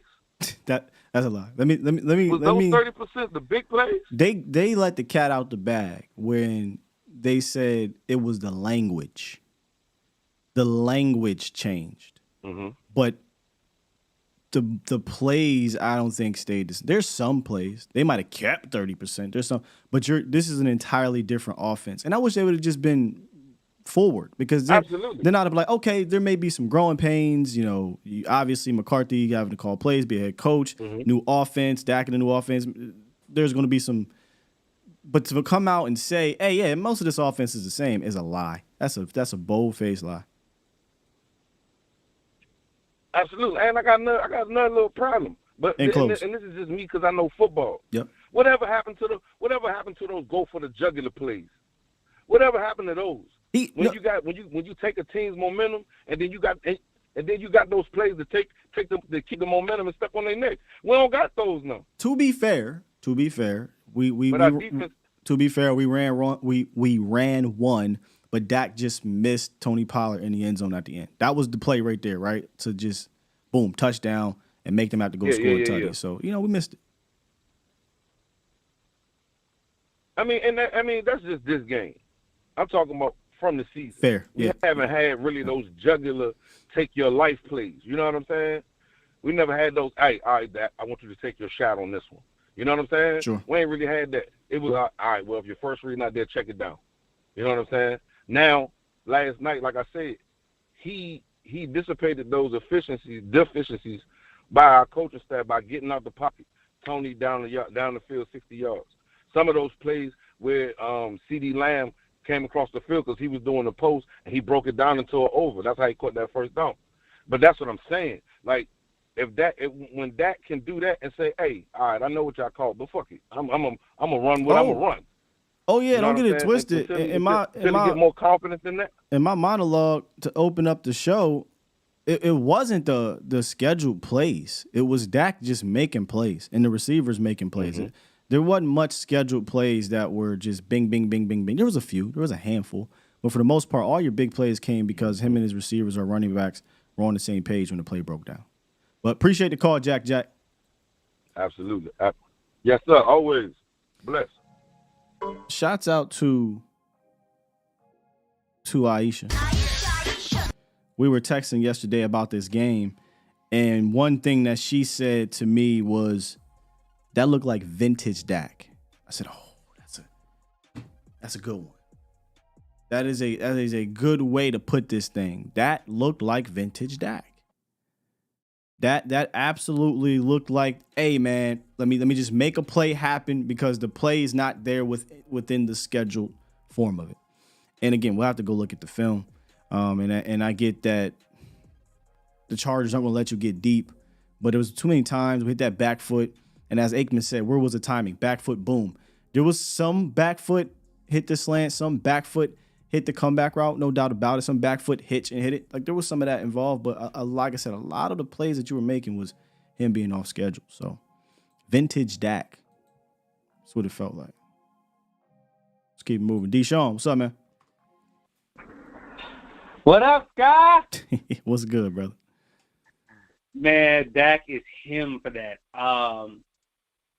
That is a vintage Dak. Mike McCarthy, have you seen it yet? They showed it. It's on it's public, like on Twitter and stuff. It shows Mike McCarthy holding a play calling sheet, and you see the full plays. Hey, hold on. Can I speak on that real quick? This ain't just Go McCarthy, ahead. bro. This we saw with Peyton. We see it with every week. First of all, one or two things need to happen. No, seriously, all jokes aside, not that I don't know how much it matters, but this is getting out of hand, bro. Actually, I'm going to say three things here. My bad. I'm going to say three things. Go ahead. Either A, they need to put something over their play cards, number one. Or maybe, just maybe, these networks need to stop showing the coaches up close because you can clearly see their play sheets. It wasn't just McCarthy. It was Kellen. It was, I don't know, Brandon Staley. I can't quite remember. Peyton, Andy, whomever it is, you can see these plays, man. I think that's weird to me. And they just continue to show these shots. So that's two things. Either cover it up or stop doing it. And number three, was it just me? Or did anybody else get so frustrated with the coverage of the plays before it happened? Meaning they are constantly showing the crowd, or they're showing the sideline, or they're zoomed up on some random player on the field, as opposed to showing the broadcast view so we can see what the hell is going on. By the time they got to the broadcast view, they snapped the ball. We don't know what the hell was going on. That coverage was awful. It was terrible on Monday Night Football last night. And I hope, and maybe this might be just a producer in me. I look at things a lot differently. But that was terrible. That producer needs to get called in and say, we cannot do that moving forward. Stop zooming in on these coaches. And can we please show the entire broadcast view? I don't care about Charger fan getting all hyped like she on cocaine or whatever and then losing and she's sad. I don't care about that shot. I want to see what's happening before the play. I digress. That kind of ticked me off a little bit, the way they were covering the game, man. It was like I was catching the play at the last second and I couldn't keep up with it, and it was very annoying. Lord, Anyway, I'm glad you got that out. Yeah, thank you. Thank you for allowing me to do it. Yeah, you're fine. My thing is with McCarthy, it feels like I feel like I was seeing two Kellen Moores out there. Like it was no like with Mike, it's no creativity to get Pollard like going. It's like you just run him up the A gap and saying, "All right, Pollard, break a tackle or do this." It's like it's like, man, where is too much like cocaine was too much. My bad. You're fine.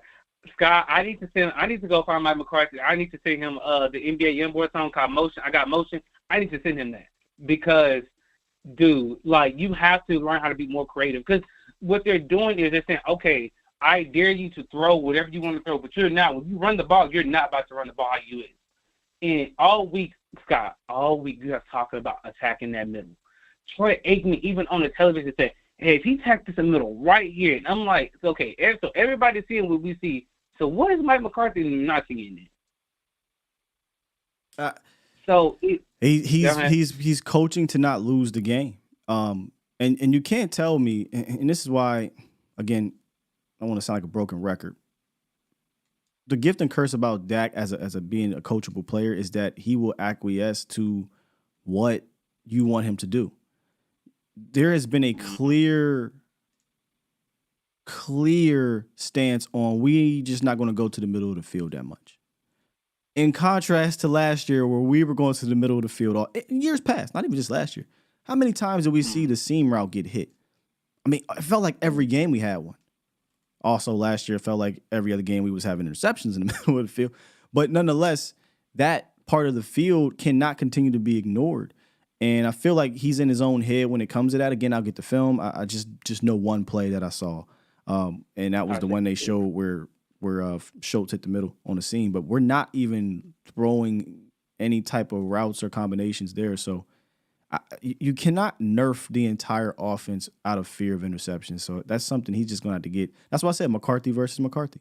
He's going to have to get out his head and allow, Dak to kind of just be, if you're going to deal with interceptions, deal with them being aggressive. Don't deal with them being conservative.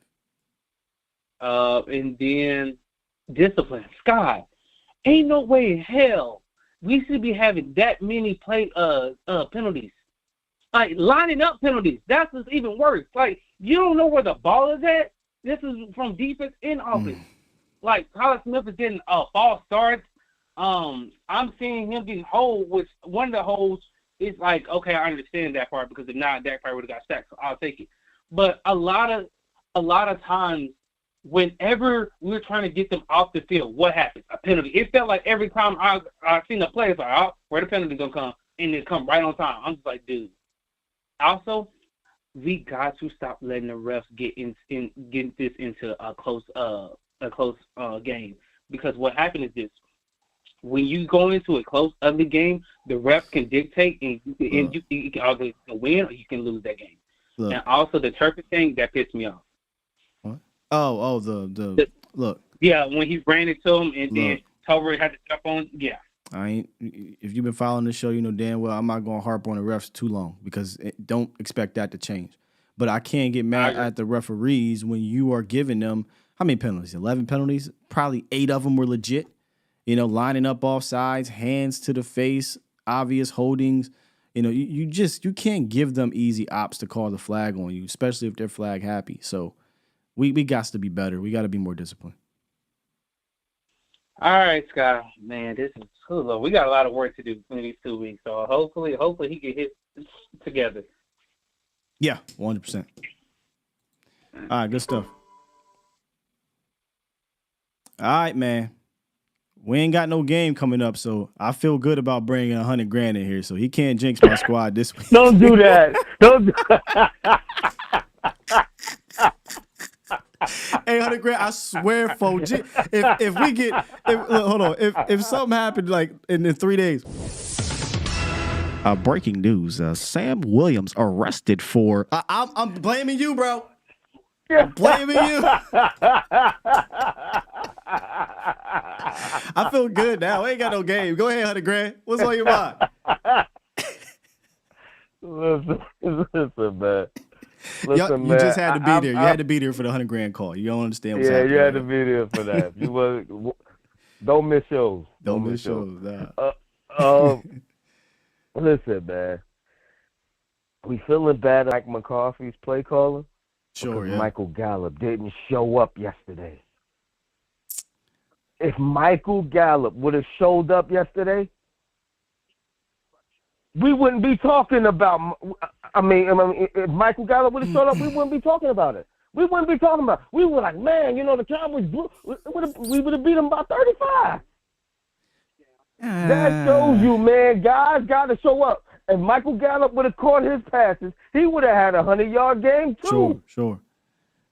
Hey, I don't think you're completely wrong, but I do think at least me personally, I can't speak for everybody else. I'd still be questioning some things about how we are running this offense. I'm not gonna lie to you, but you're right. Obviously, it looks way better if Michael Gallup catches a couple passes. Yeah, 100%.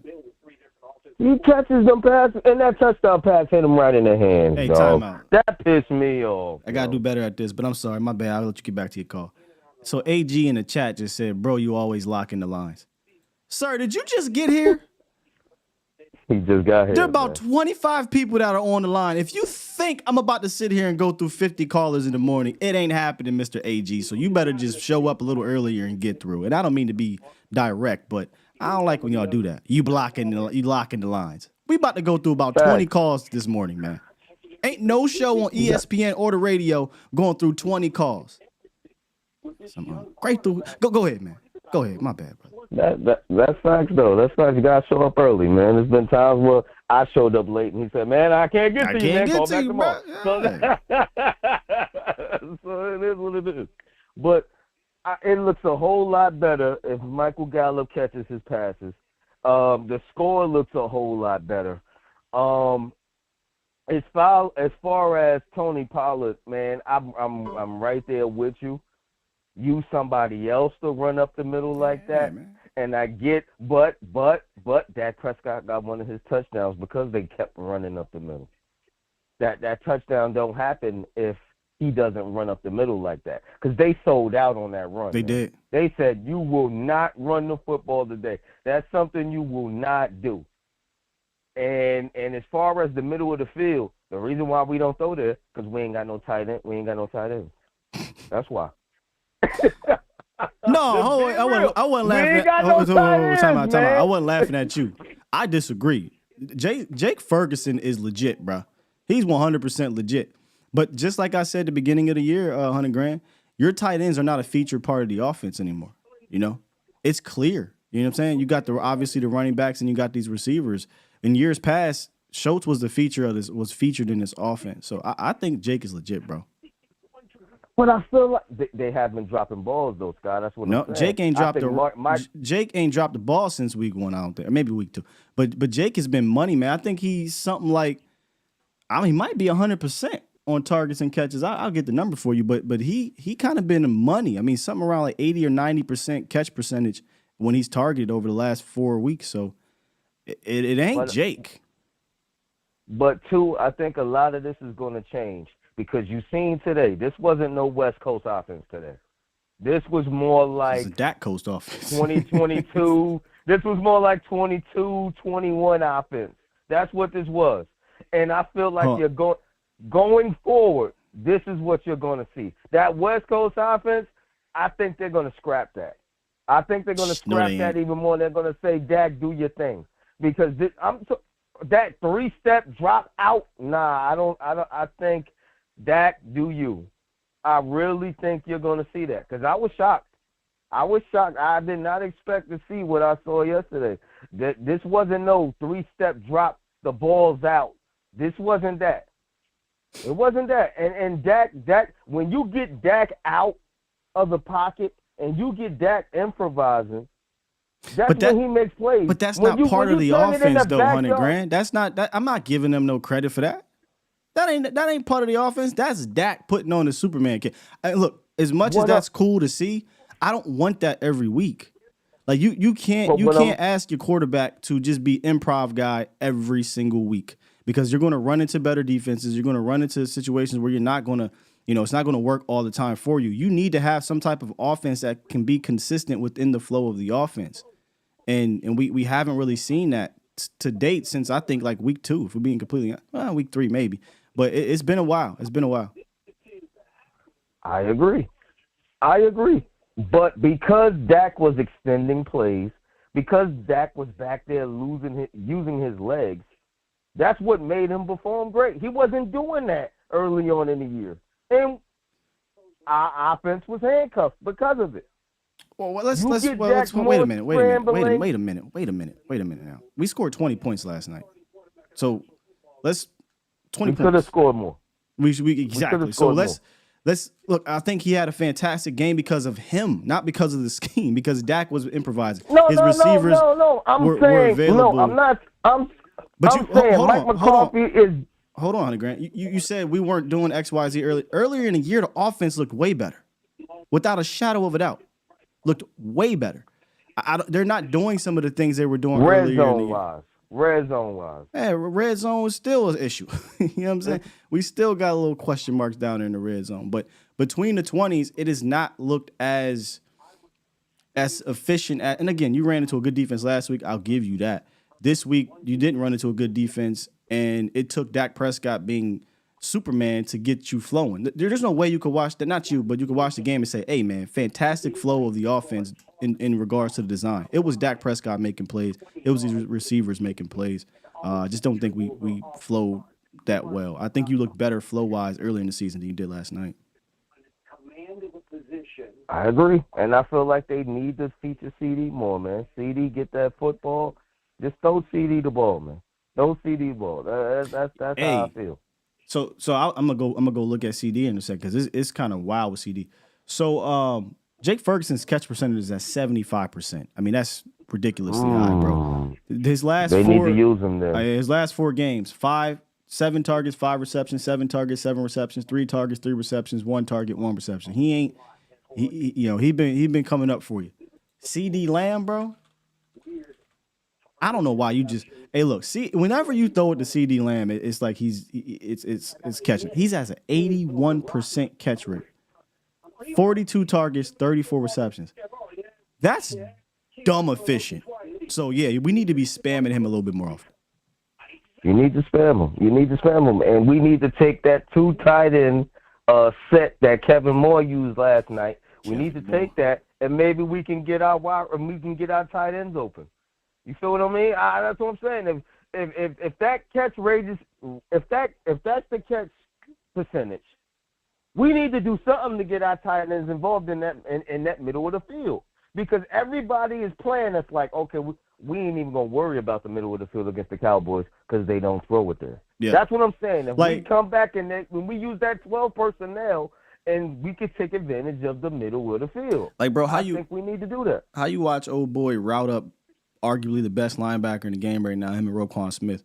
How you watch Jake route up Fred Warner and then not, say, hey, man, let me continue to reward you on that one. Yeah. Hey, man, good points. Good points all around, though, 100 grand. No doubt, man. No doubt. But I swear to God, I'll be back week 9. Breaking news. I'll be back week 9. I'm blocking you, 100 grand if something crazy happens. I'll be back week 9. But I think we're going to beat the Rams, though. I'm messing with you, bro. We're going to beat the Rams. I'm messing with you, man. I appreciate you, big dog. All right, bro. I would like to see him tweak it, though, honey. I would like them see them tweak it. And it wasn't 1, 2, 3, get the ball out against this team. And I think a lot of it had to do with how they play. A lot of it had to do with how they're going to put a lot of bodies in those type of areas. Now, when you get the matchup, and you saw them do the 1, 2, 3 back foot, and we get a slant to somebody. But yeah, this game you kind of had to let things develop a little bit more downfield. And Dak did a fantastic job in creating, if we're just being honest. And I'm gonna be real though, I don't want him to have to do that every week. That's all. Here it is, fine. Every week, no. We got Twan and a couple numbers I'm not familiar with. What's good, Twan? Sky, what's good, baby? How you doing? I'm good, brother. How are you? I'm doing good. Good win yesterday. Yeah. And I ain't gonna lie, I was back and forth between you and 100 grand. That was a great call. I'm not even gonna lie. Yeah, 100 grand. He definitely challenges me for sure. Yeah, no, I fucks with 100 grand for that. But at the same time, don't let these people tell you that Dak didn't outplay Justin Herbert, and Dak damn near had a perfect game with Michael Gallup catching balls. You ain't gonna tell me this week. Hey, y'all, let me show y'all something real quick. If that's Joe Burrow surviving 5 sacks, overcoming and going down the field doing that, the 4-letter networks is going crazy. Am I wrong? Hell no, you ain't wrong. Colin Cowherd is going to eat that up all day. Well, now, Cowherd did say something the other day or yesterday that I can't wholeheartedly disagree with.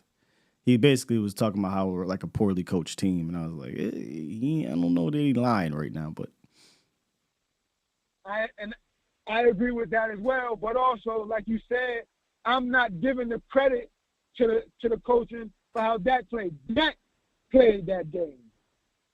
Because at the same time, I don't know if you noticed, it looked like Kellen Moore and Mike McCarthy was calling the same damn plays. Am I wrong with that?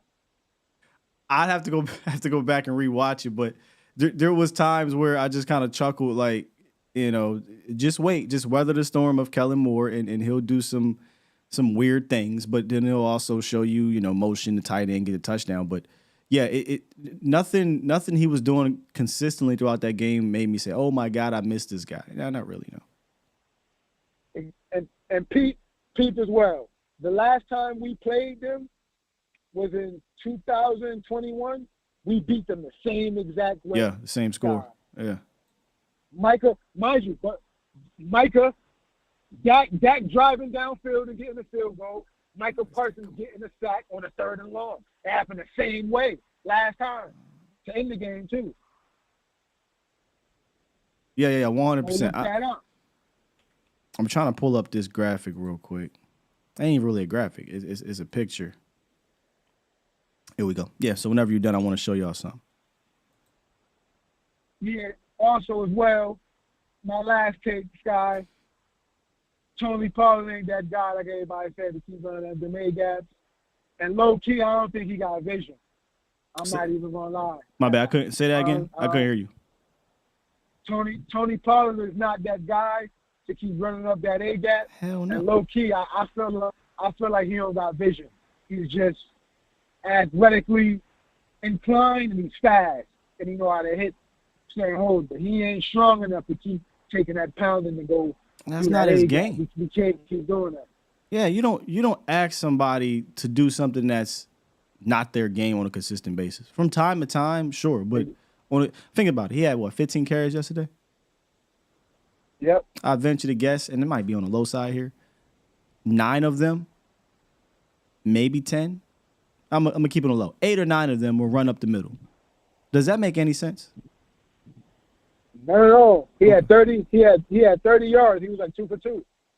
Yeah, I mean, but I'm talking about the usage. Like 15 carries, probably 8 or 9 of them were just, hey, we're going to run out of shotgun or we're going to right up the middle. That doesn't make any sense to me.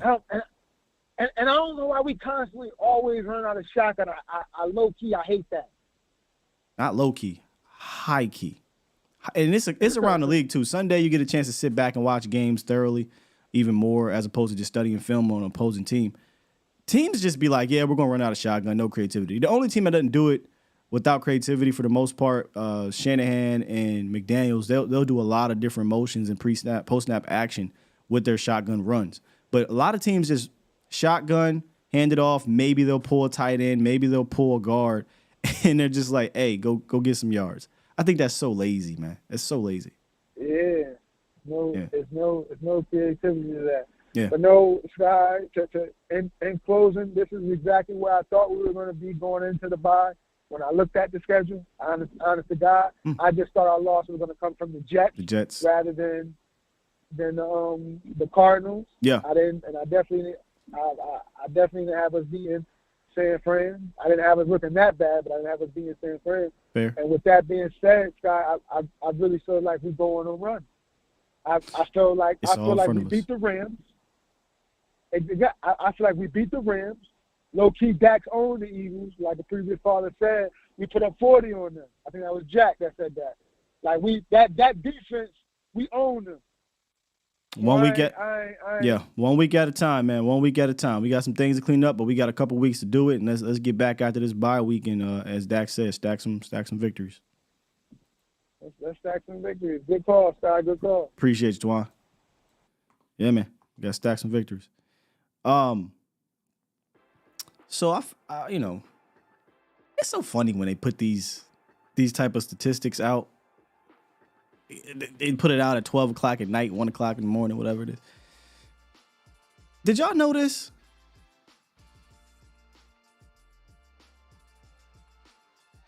Justin Herbert threw his 13th interception in the fourth quarter of a one-score game.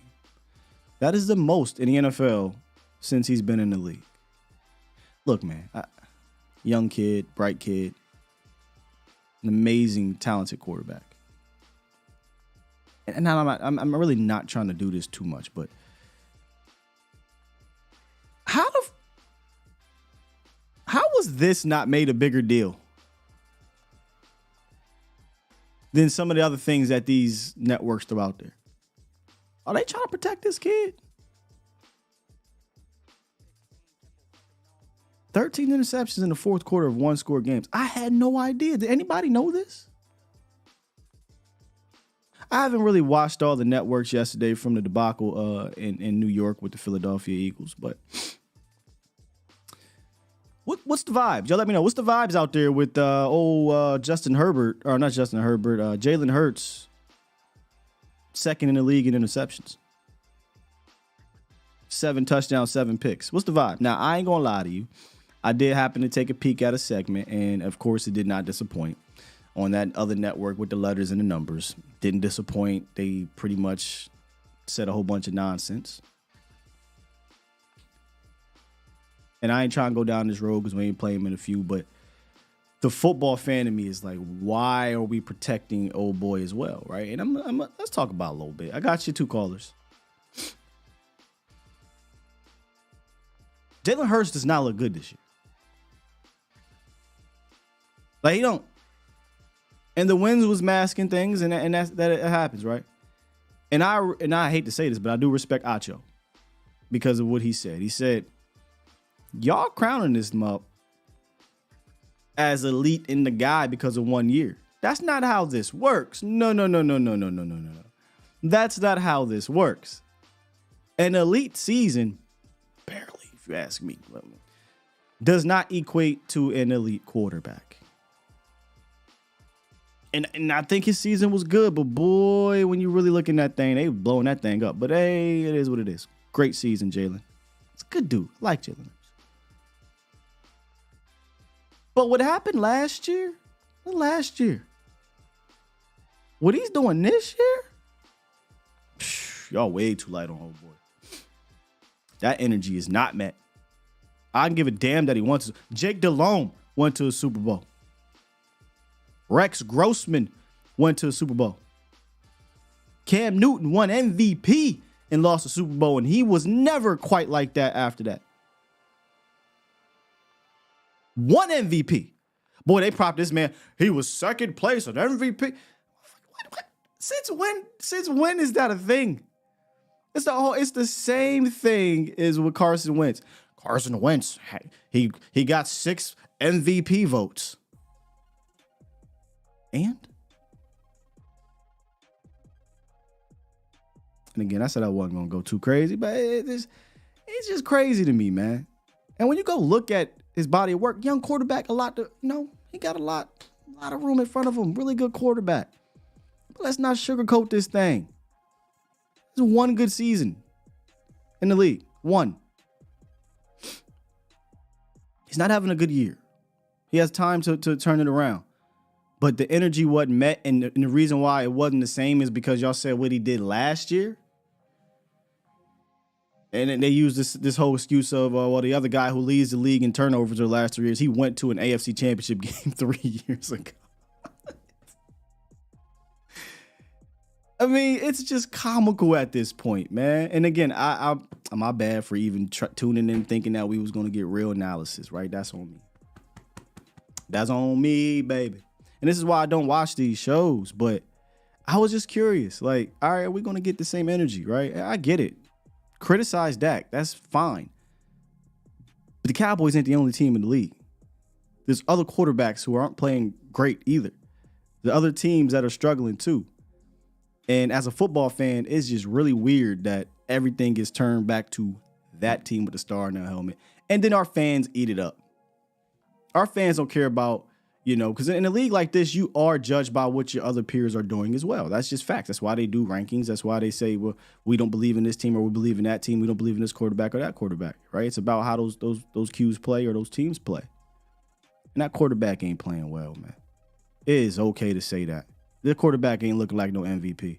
It's okay to say that. Bro got 8 turnovers in 6 games.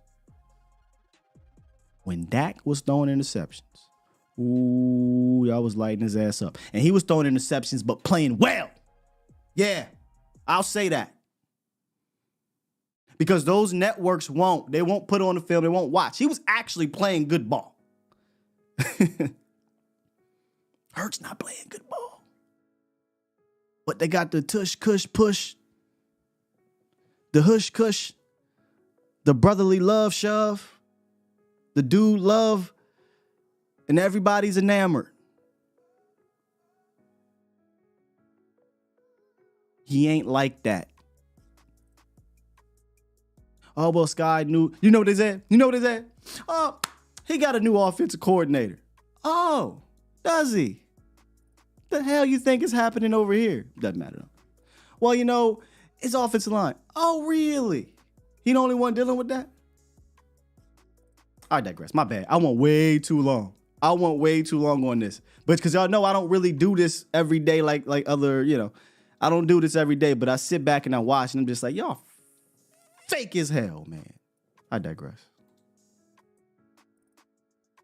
253. What's up? Hey, what's up, guys? My man, give me 1 second. My bad. You want me to come back to you? From Seattle. No. I'm here. Okay. I'm here. I was just at work, and I just let me get somewhere where I can just chat and be quiet. But anyways, I'm Mike from Seattle, man. I always listen to your show. I just haven't ever got a chance to call in. But, my thing is Dak Prescott, man. You might get mad at me, but all right, man. I heard it all. League, I heard it all. Yeah, coming into the league, he came from like a running quarterback offense, Mississippi State, right? They were running like read option stuff. Yeah. Okay, so he came into the league with poor anticipation. like reading defenses wasn't a strong point because you're reading a handoff and reading a D lineman in a, in a running quarterback offense, right? Sure. So he got better in those things, like, over the first few years of his career, he got better at that stuff. And yesterday, I felt like he showed some anticipation and stuff like that. But to be honest, since the injury, he's gotten worse in those areas. And I think, like, when I was watching the 49ers film, like, no one will point it out, but, like, Brandon Cooks, every other team he's ever played for, he's, chewing. And even the Texan quarterback had him chewing. We can't get this man the ball. But I'm watching him run his routes, and it's an anticipation throw. I feel you. The linebacker's there when Brandon Cooks clears that linebacker. If you throw it now, early, he's going to run onto it on the other side and be able to catch and run. That cannot see that. Also, like, I see him, he'll look at a receiver out there, and the receiver gets jammed.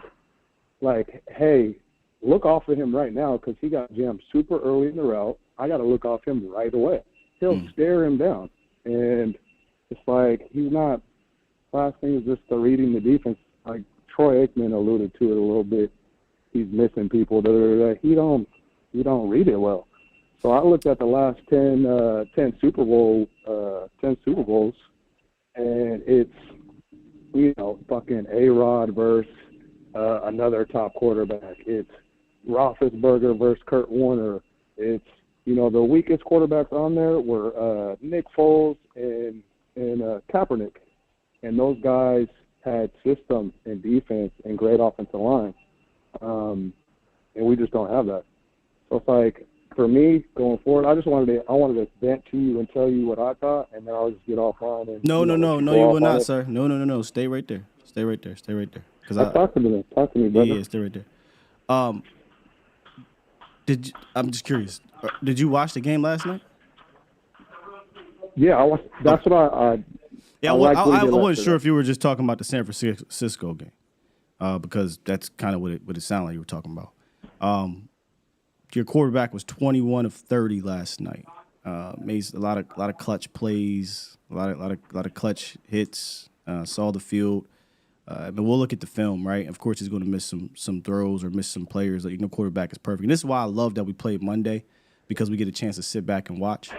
But when you said after the injury, you got worse in regards to that department, I thought you were going to say him running. But actually, just dropping back and throwing the rock, I mean, if you look at 2021, you look at last year, I know the injuries happened, but he still was, I think, a very efficient quarterback if you could look at any metric or just watch the damn game. He did that very well within that confines of that offense. This is an entirely different offense that I don't think you understand just quite yet how different it is. And I'd venture to guess that Brandon Cooks, if I can think here, I don't recall him ever being a part of a traditional West Coast offense. And they got to figure out how to use him. Question: Would you say they're using Brandon Cooks in the correct way when his average yards per route run is less than 1? I mean, that's arguable, in my opinion. Just to be honest, I can't say yes or no, just because I feel like your quarterback has to make some wild throws and some throws for you. What is so wild about a 2-yard slant? Well, my thing is the end. I've seen him run it in, and you and Voch analyze the play. I've seen Brandon Cooks running it in. I see Fred Warner running like an end. What do you mean by that, take away something. Say again. What do you mean by an end? Like a 5 in, or it was like a 7, an in route. Yeah, excuse me. Yeah, we ain't running a whole bunch of those. I'm running it. We ain't running a whole bunch of those. This. I'm just saying what I've seen. Right. What did you see yesterday? Was Fred. Yesterday, I seen him anticipate well, but he's still a sight thrower. If you ever recognize like him, his throws are overthrown. It's because he has to see him wide open, and then he's throwing that ball late. So how do you explain him kind of leading the league or top 5 in tight window throws under Kellen Moore? If he's just waiting for them to get wide open.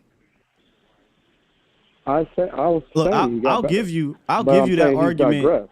I'll give you that argument in 2018, but this sounds like to me you're watching a quarterback from like 18 or 17, my guy.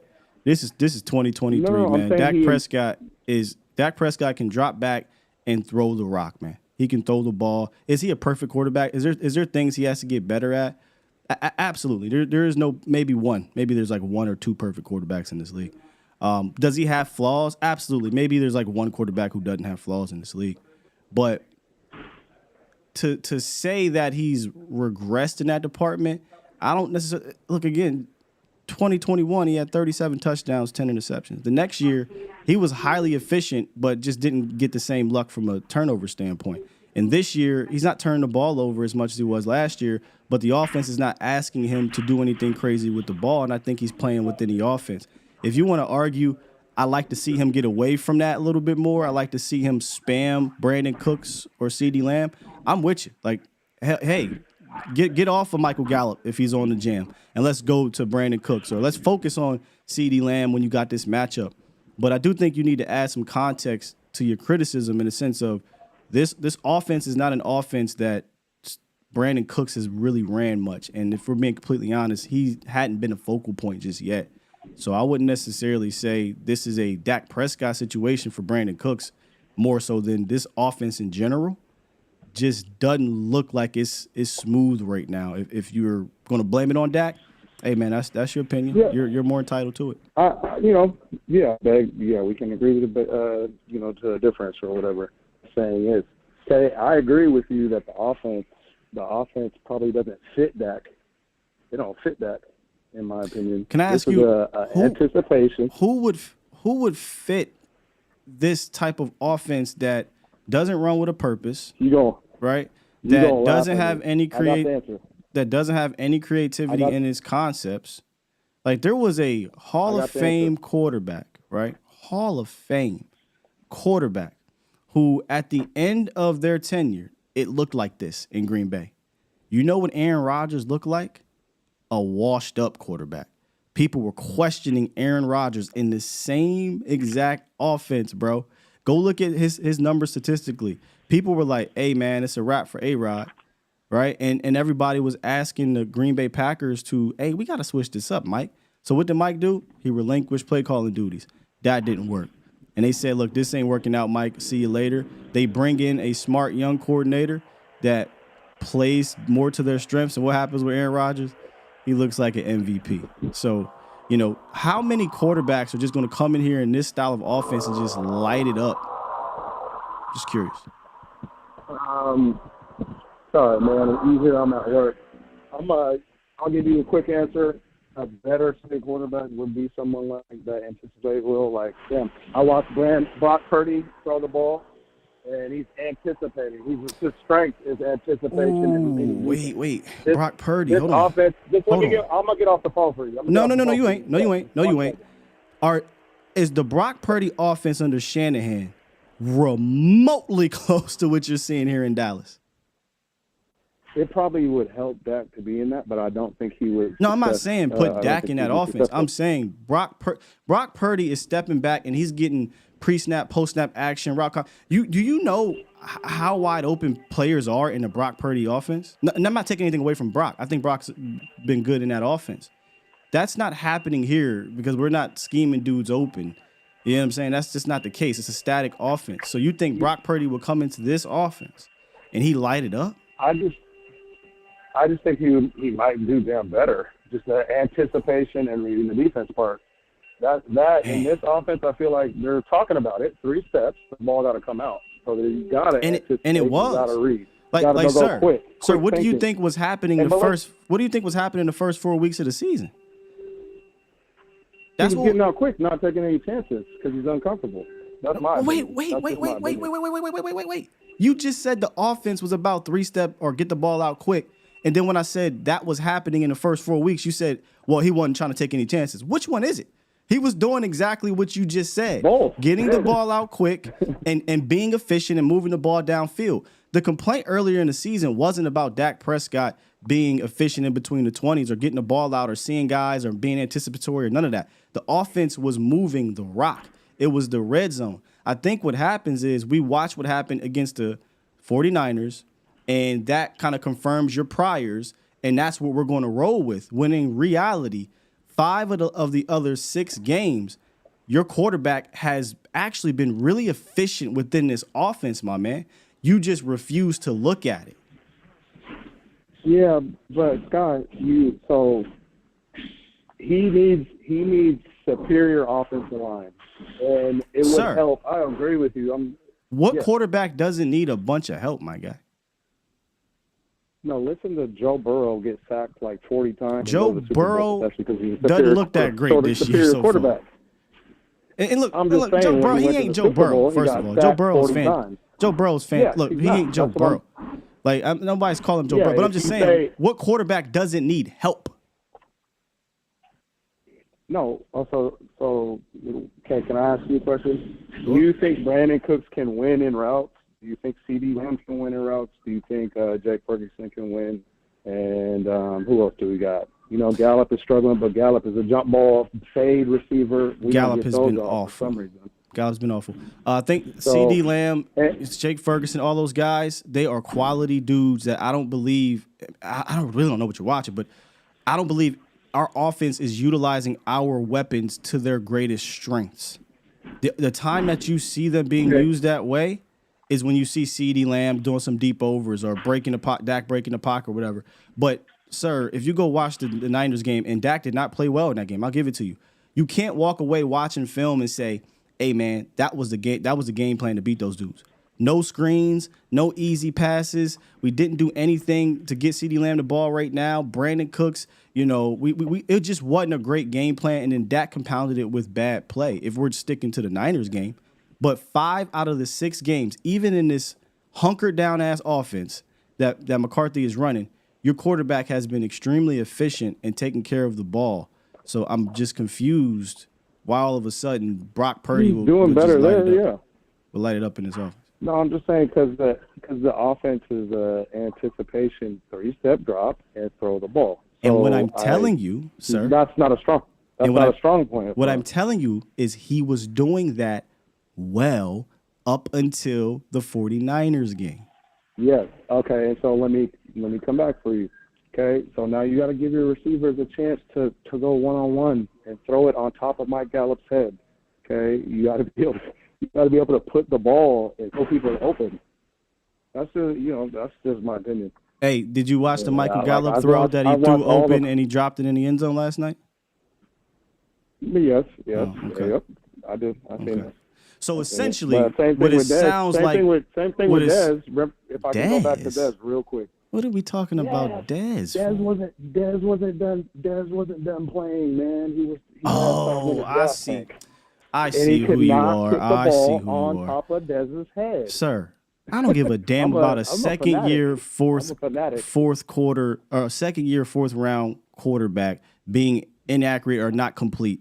I'm okay with that being a thing. That doesn't mean anything. It's 2023. Dak Prescott is 10 times better than he was then. What are we talking about Dez for? But I see what it is. I see what it is here. You obviously don't like the quarterback, and you're trying to be respectful about it. Go ahead. Okay. Well, I'm saying he improved since Dez. That's what I had mentioned earlier. He's improved. But I'm just saying he's just not enough. He's not perfect for our current scheme. Our current scheme and our offensive line, he's just not enough. Do you like this scheme? Maybe. The scheme is just not fitted for Dak. It's not fitted for Dak. Who's it fitted for? I like it. Brock Purdy. That's right, my bad. No, just an anticipation thrower. Someone that can throw with anticipation. How do you explain the other games where he was doing that? But he did it very well. But you got to eventually start taking a chance. You got one-on-one receivers, put it on top of their head. Let them try to make a play. Throw back shoulder. I watch Aaron Rodgers. That's not the anticipatory stuff you're talking about. You're complaining. I watched Aaron Rodgers run this offense. He was throwing back shoulders. He's throwing jump balls. My guy, he's not Aaron Rodgers. Dak's jump balls are overthrows or high throws. Sure. He's not a perfect quarterback. Or high throws. He has flaws as a Q. But again, how do you Do I explain think we him? could win with him? Do I think we could win with him? I think if he got into a option offense, he'd have My a better man, chance. how come every time I Playing quarterback. ask you about what you're saying, you then shift it to something else? Your whole thing is he's not an anticipatory thrower. He can't throw the screen or he can't throw the slants and all this other stuff in routes. But when he was doing that throughout the season prior to the Niners game, you say, "Oh well, he needs to take chances now downfield." What? I'm just lost, my guy. But I appreciate you calling in. I don't. Again, I like this conversation because we didn't have to go crazy about it. But it's clear where you stand here. You want the perfect quarterback, and I don't think he is. And there's room for him to grow, and I'll leave it at that respectfully, man. Yes, sir. I'm gonna keep on listening to you, man. And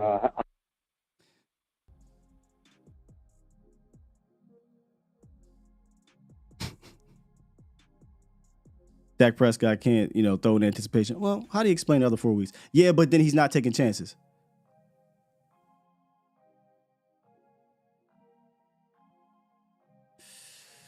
Boy, oh boy, man.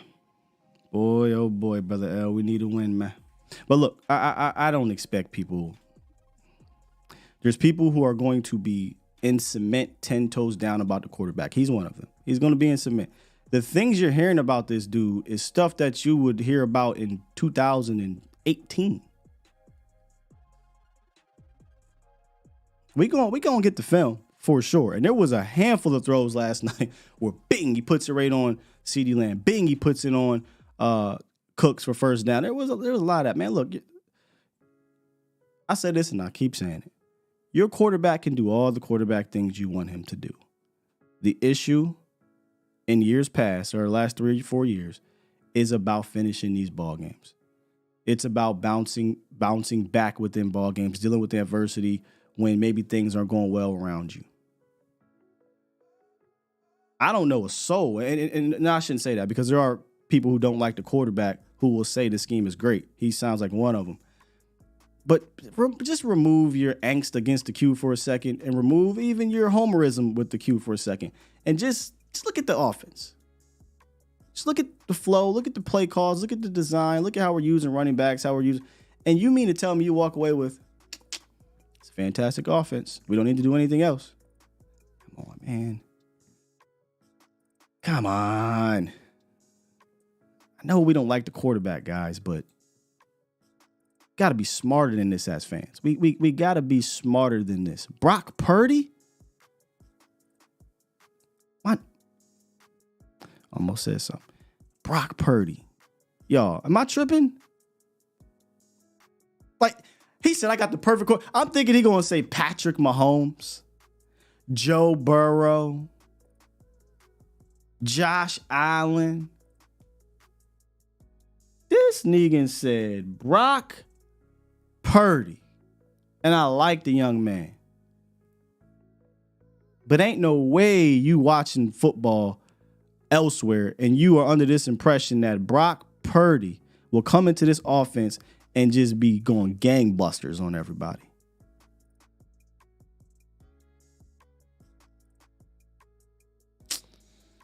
Man, we got to be better than this, y'all. 215, final call today. What's up? Sky, what's going on, man? This is Justin from Jersey. I called you about a year ago. How's it going, my man? Fantastic. How are you? Jesus Christ, that last guy, I got a headache just listening to him. Just a couple things from the game last night. Number one, I love your show, man. Keep doing what you do. Our quarterback, man, he was throwing seeds last night. I think it's time to see what Tolbert can do for us. You're absolutely right about that.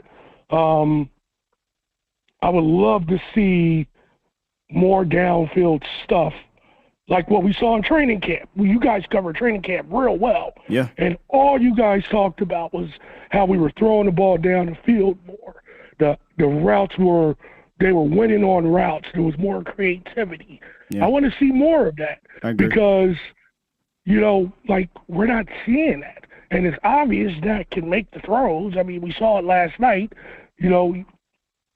We just I don't know how we come out of that game and we complain about the quarterback. It's crazy. Like, if you want to come out of the Niners game and complain about him, sure. That game, that ain't the one, man. That's that guy. He's a Dak Prescott truther. That's the only thing I can say about it.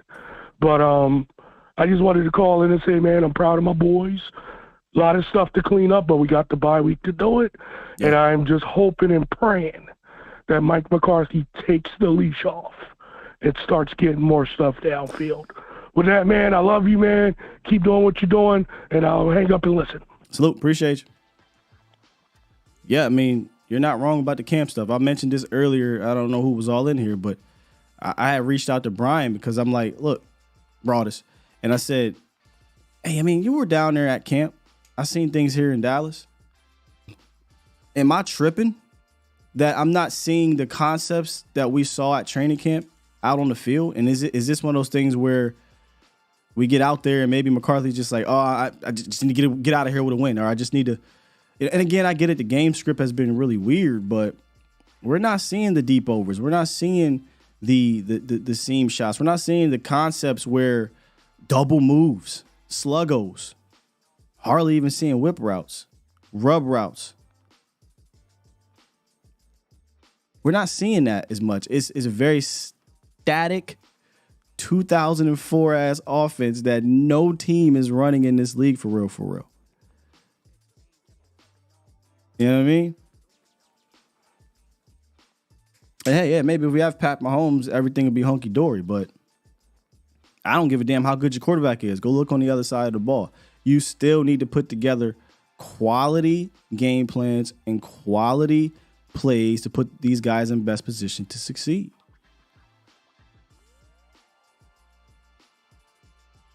Somebody said Linehan. Was that you, Special K, who said, go look at the OCs? I mean, there's a whole lot of context we could talk about, but I didn't think that conversation would need to be had after this one, after this game. But there are people who feel like my man, right? Like he ain't it. And look, that's you're more than entitled to. Dak Prescott is not without flaws. There are things Dak Prescott can be better at 100%. He eventually said, I do think we can win with him, but let me roast him. Nah, I'm just playing. But yeah, I don't know, man. We don't have a perfect quarterback. We never will. We have a quarterback that has flaws. We have a quarterback that I think put in position we can succeed with. I just think it's that simple. He just has to finish. He just has to, finish these games when he gets a chance. Arizona was an opportunity. He didn't get it done. He got it done against the Chargers. Let's build on top of that moving forward. I've seen him do it in the past, right? I've seen him be really damn good at all the things that this gentleman said that he can't do. It is what it is, though. Yeah, my man said Brock was 12 for 27. Hey, look, bro. This ain't the week, man. Last week, you should have called in here last week, my guy. Oh, you could have had a field day. And guess what? I'd have been like, hey, I forget who called in and was like, man, Dak ain't it. Did it. Look, man, he played like terrible. What you want me to do here?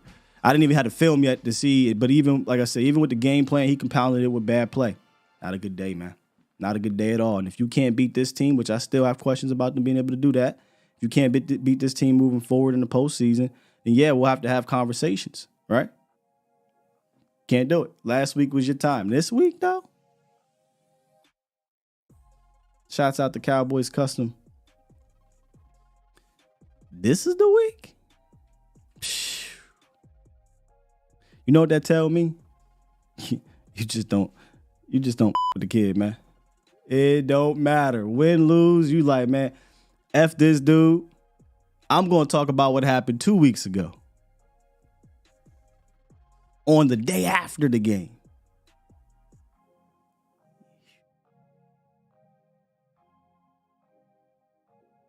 It must be rough living with that type of mindset as a fan. I won't do it. Week to week league, man. Week to week league. All right, where we at? 17th. What Special K say? If Dak had coordinators like Kyle, McVay, Andy, he would have been in the Super Bowl already. Come on, Special K. That's too easy. You know what I'm saying? They don't want to talk. That don't matter to these people. That don't matter to these people. You are 100. Come on, man.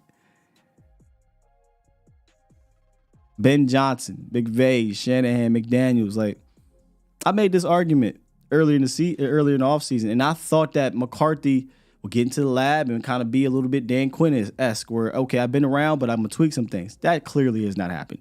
So it's going to be up to him to kind of play superhero for a few of these games, and I really don't want that to be the case, but that's kind of where we are. Brother L, what you trying to kick knowledge? Come on, that man ain't trying to hear that. Brother L, he ain't trying to hear that. Dak can't throw with anticipation, even though I've seen him do it a million times. Dak can't throw the ball deep, even though he was one of the better deep ball throwers. These people don't understand the game within the game. Your coordinator don't want that shit. This is where he need to have some in the system. I'll give you that. AA Ron dropped 5. He said, think when you watch the tape, you want to let Damone go on the walk. You want to let Damone go on the walk. He was pretty dang good. I said he was good. I thought I talked about Damone Clark being good here. Am I wrong here? Let me go look at my notes. What I thought about here. No, I brought up Damone Clark. Yeah. He led the team with tackles. I said the defensive line kept those guys clean, and Damone Clark and Marquise Bell played well. Yeah. 100%. I can't wait to watch the tape, but from just the broadcast view, Damone Clark was really good. Super chat. Iceberg Q dropped 5. Still want Shoddy to take over play call, and McCarthy is scary. Yeah. I'm interested to see McCarthy or Shoddy get a shot, but I don't know if it's gonna happen. Super chat. Dylan dropped 5. Why is MG's non-separation have as getting 11 to 13 looks a game? That's ridiculous. Jerry gonna be okay. Yeah, Jerry's gonna be gone before we see another Super Bowl if he don't quit. It's another flaw. It's like a weird yin yang flaw where Dak just trusts his guys to a fault. Brian talked about this too. He said, "Hey man, sometimes some dudes you just gotta be like, nah, this ain't it today." And he just kept going back to him. I'm gonna trust you, MG. I'm gonna trust you. That wasn't the game. Stop it. Come on. Super chat. John Phelps dropped 10 and said, our running game is suffering because of the bad play calling. I agree. And poor run designs. I agree.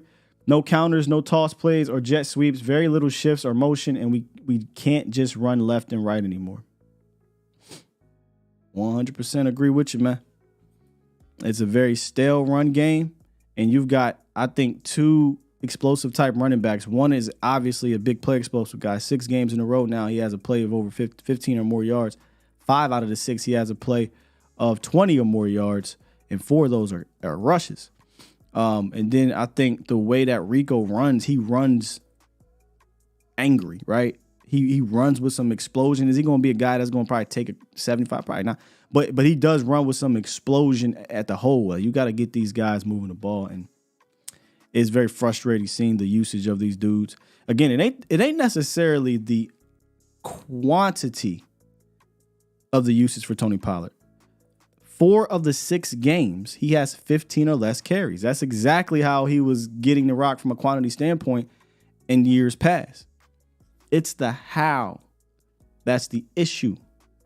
It's the how, not the many attempts. And then in the 2 games he did get 20 or more carries, he had good outputs. He had over 100 yards total in those games. So, I don't need to give him the rock 20 times a game. It's not necessary. We can use that later on in the year if you learn how to run these dudes. But it's criminal that Rico Dowdle is getting 3 carries, 4 carries, 3 carries. Criminal. And a lot of people bringing up names, right? Like, hey, let's trade for Derrick Henry. Somebody put me on Twitter. Let's trade for this, trade for that. I don't think it matters, who you trade for if you're going to utilize these guys in that manner. Now, obviously, you trade for prime Adrian Peterson, things like that. Maybe it's a difference, but I think you got quality backs, man, but you got to put those quality backs in position to showcase their quality traits. I appreciate you, Ruglot. And I do want to apologize to the chat and people who may not be in the chat participating that wanted me to get off that phone. But let me say, I do pride myself on trying to hear that side out, if that makes sense. We obviously disagree, right? But I like to hear his take and then hear his rebuttal to my rebuttal, if that makes sense. And try to do it in a civil manner. There's times though where people come on here and say some off the wall things. I wouldn't say he went off the wall. He just, once he got boxed in the corner, he just kept flip-flopping. He really wasn't making any sense anymore. But there's people that say some crazy things. Some crazy things, man. The Brock Purdy thing might have been crazy. So my bad for keeping that going as long, but these people don't necessarily call in as much. They in the chat. Right, they say some things in the chat, but let's talk it out, man. So, my bad. Then stop cutting the callers off. Look, man, if I don't cut the callers off, I don't know how long you've been around here. They'll just keep on talking. That's all they'll do. My bad for cutting the callers off on my show instead of letting them ramble on for 25 minutes. My bad, Rand. I'll acquiesce to you, Rand. God, I ain't acquiescing to you. No, sir, Bobski. I'm not letting callers just go 25 minutes nonstop. We gotta be able to have a conversation. You can't have a conversation that's all they gonna do is just talk through the whole entire thing. I feel you, Dezo. But there's people. I'm gonna just call them that. There's people who can't handle that. You know. Hey, Ink. Some people say I don't got it, but I'd argue to say a lot of the stuff that's said on here, I do have it.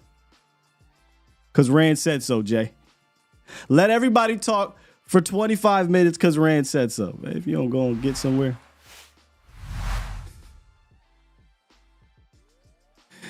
Hey, man, if you appreciate the show, enjoy it, man, please hit the like button.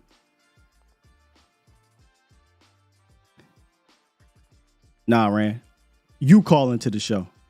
And let's see how it goes. Once again, if I don't stop them from talking at some point, they'll just continue to blabber on. But I ain't gonna get caught up in the chat. Let me just stop it here. If you enjoy the show, hit the like button on the way out. Subscribe if you're new here. Later on, me and Vach will be live talking about the game as well. It'll probably be a little bit more looser. It'll be a little bit more looser there. And then Mo will be back on later. So weird week. Tomorrow is Wednesday, so it's technically tape Wednesday, not tape Tuesday. I don't know what we'll call it. We'll see what happens.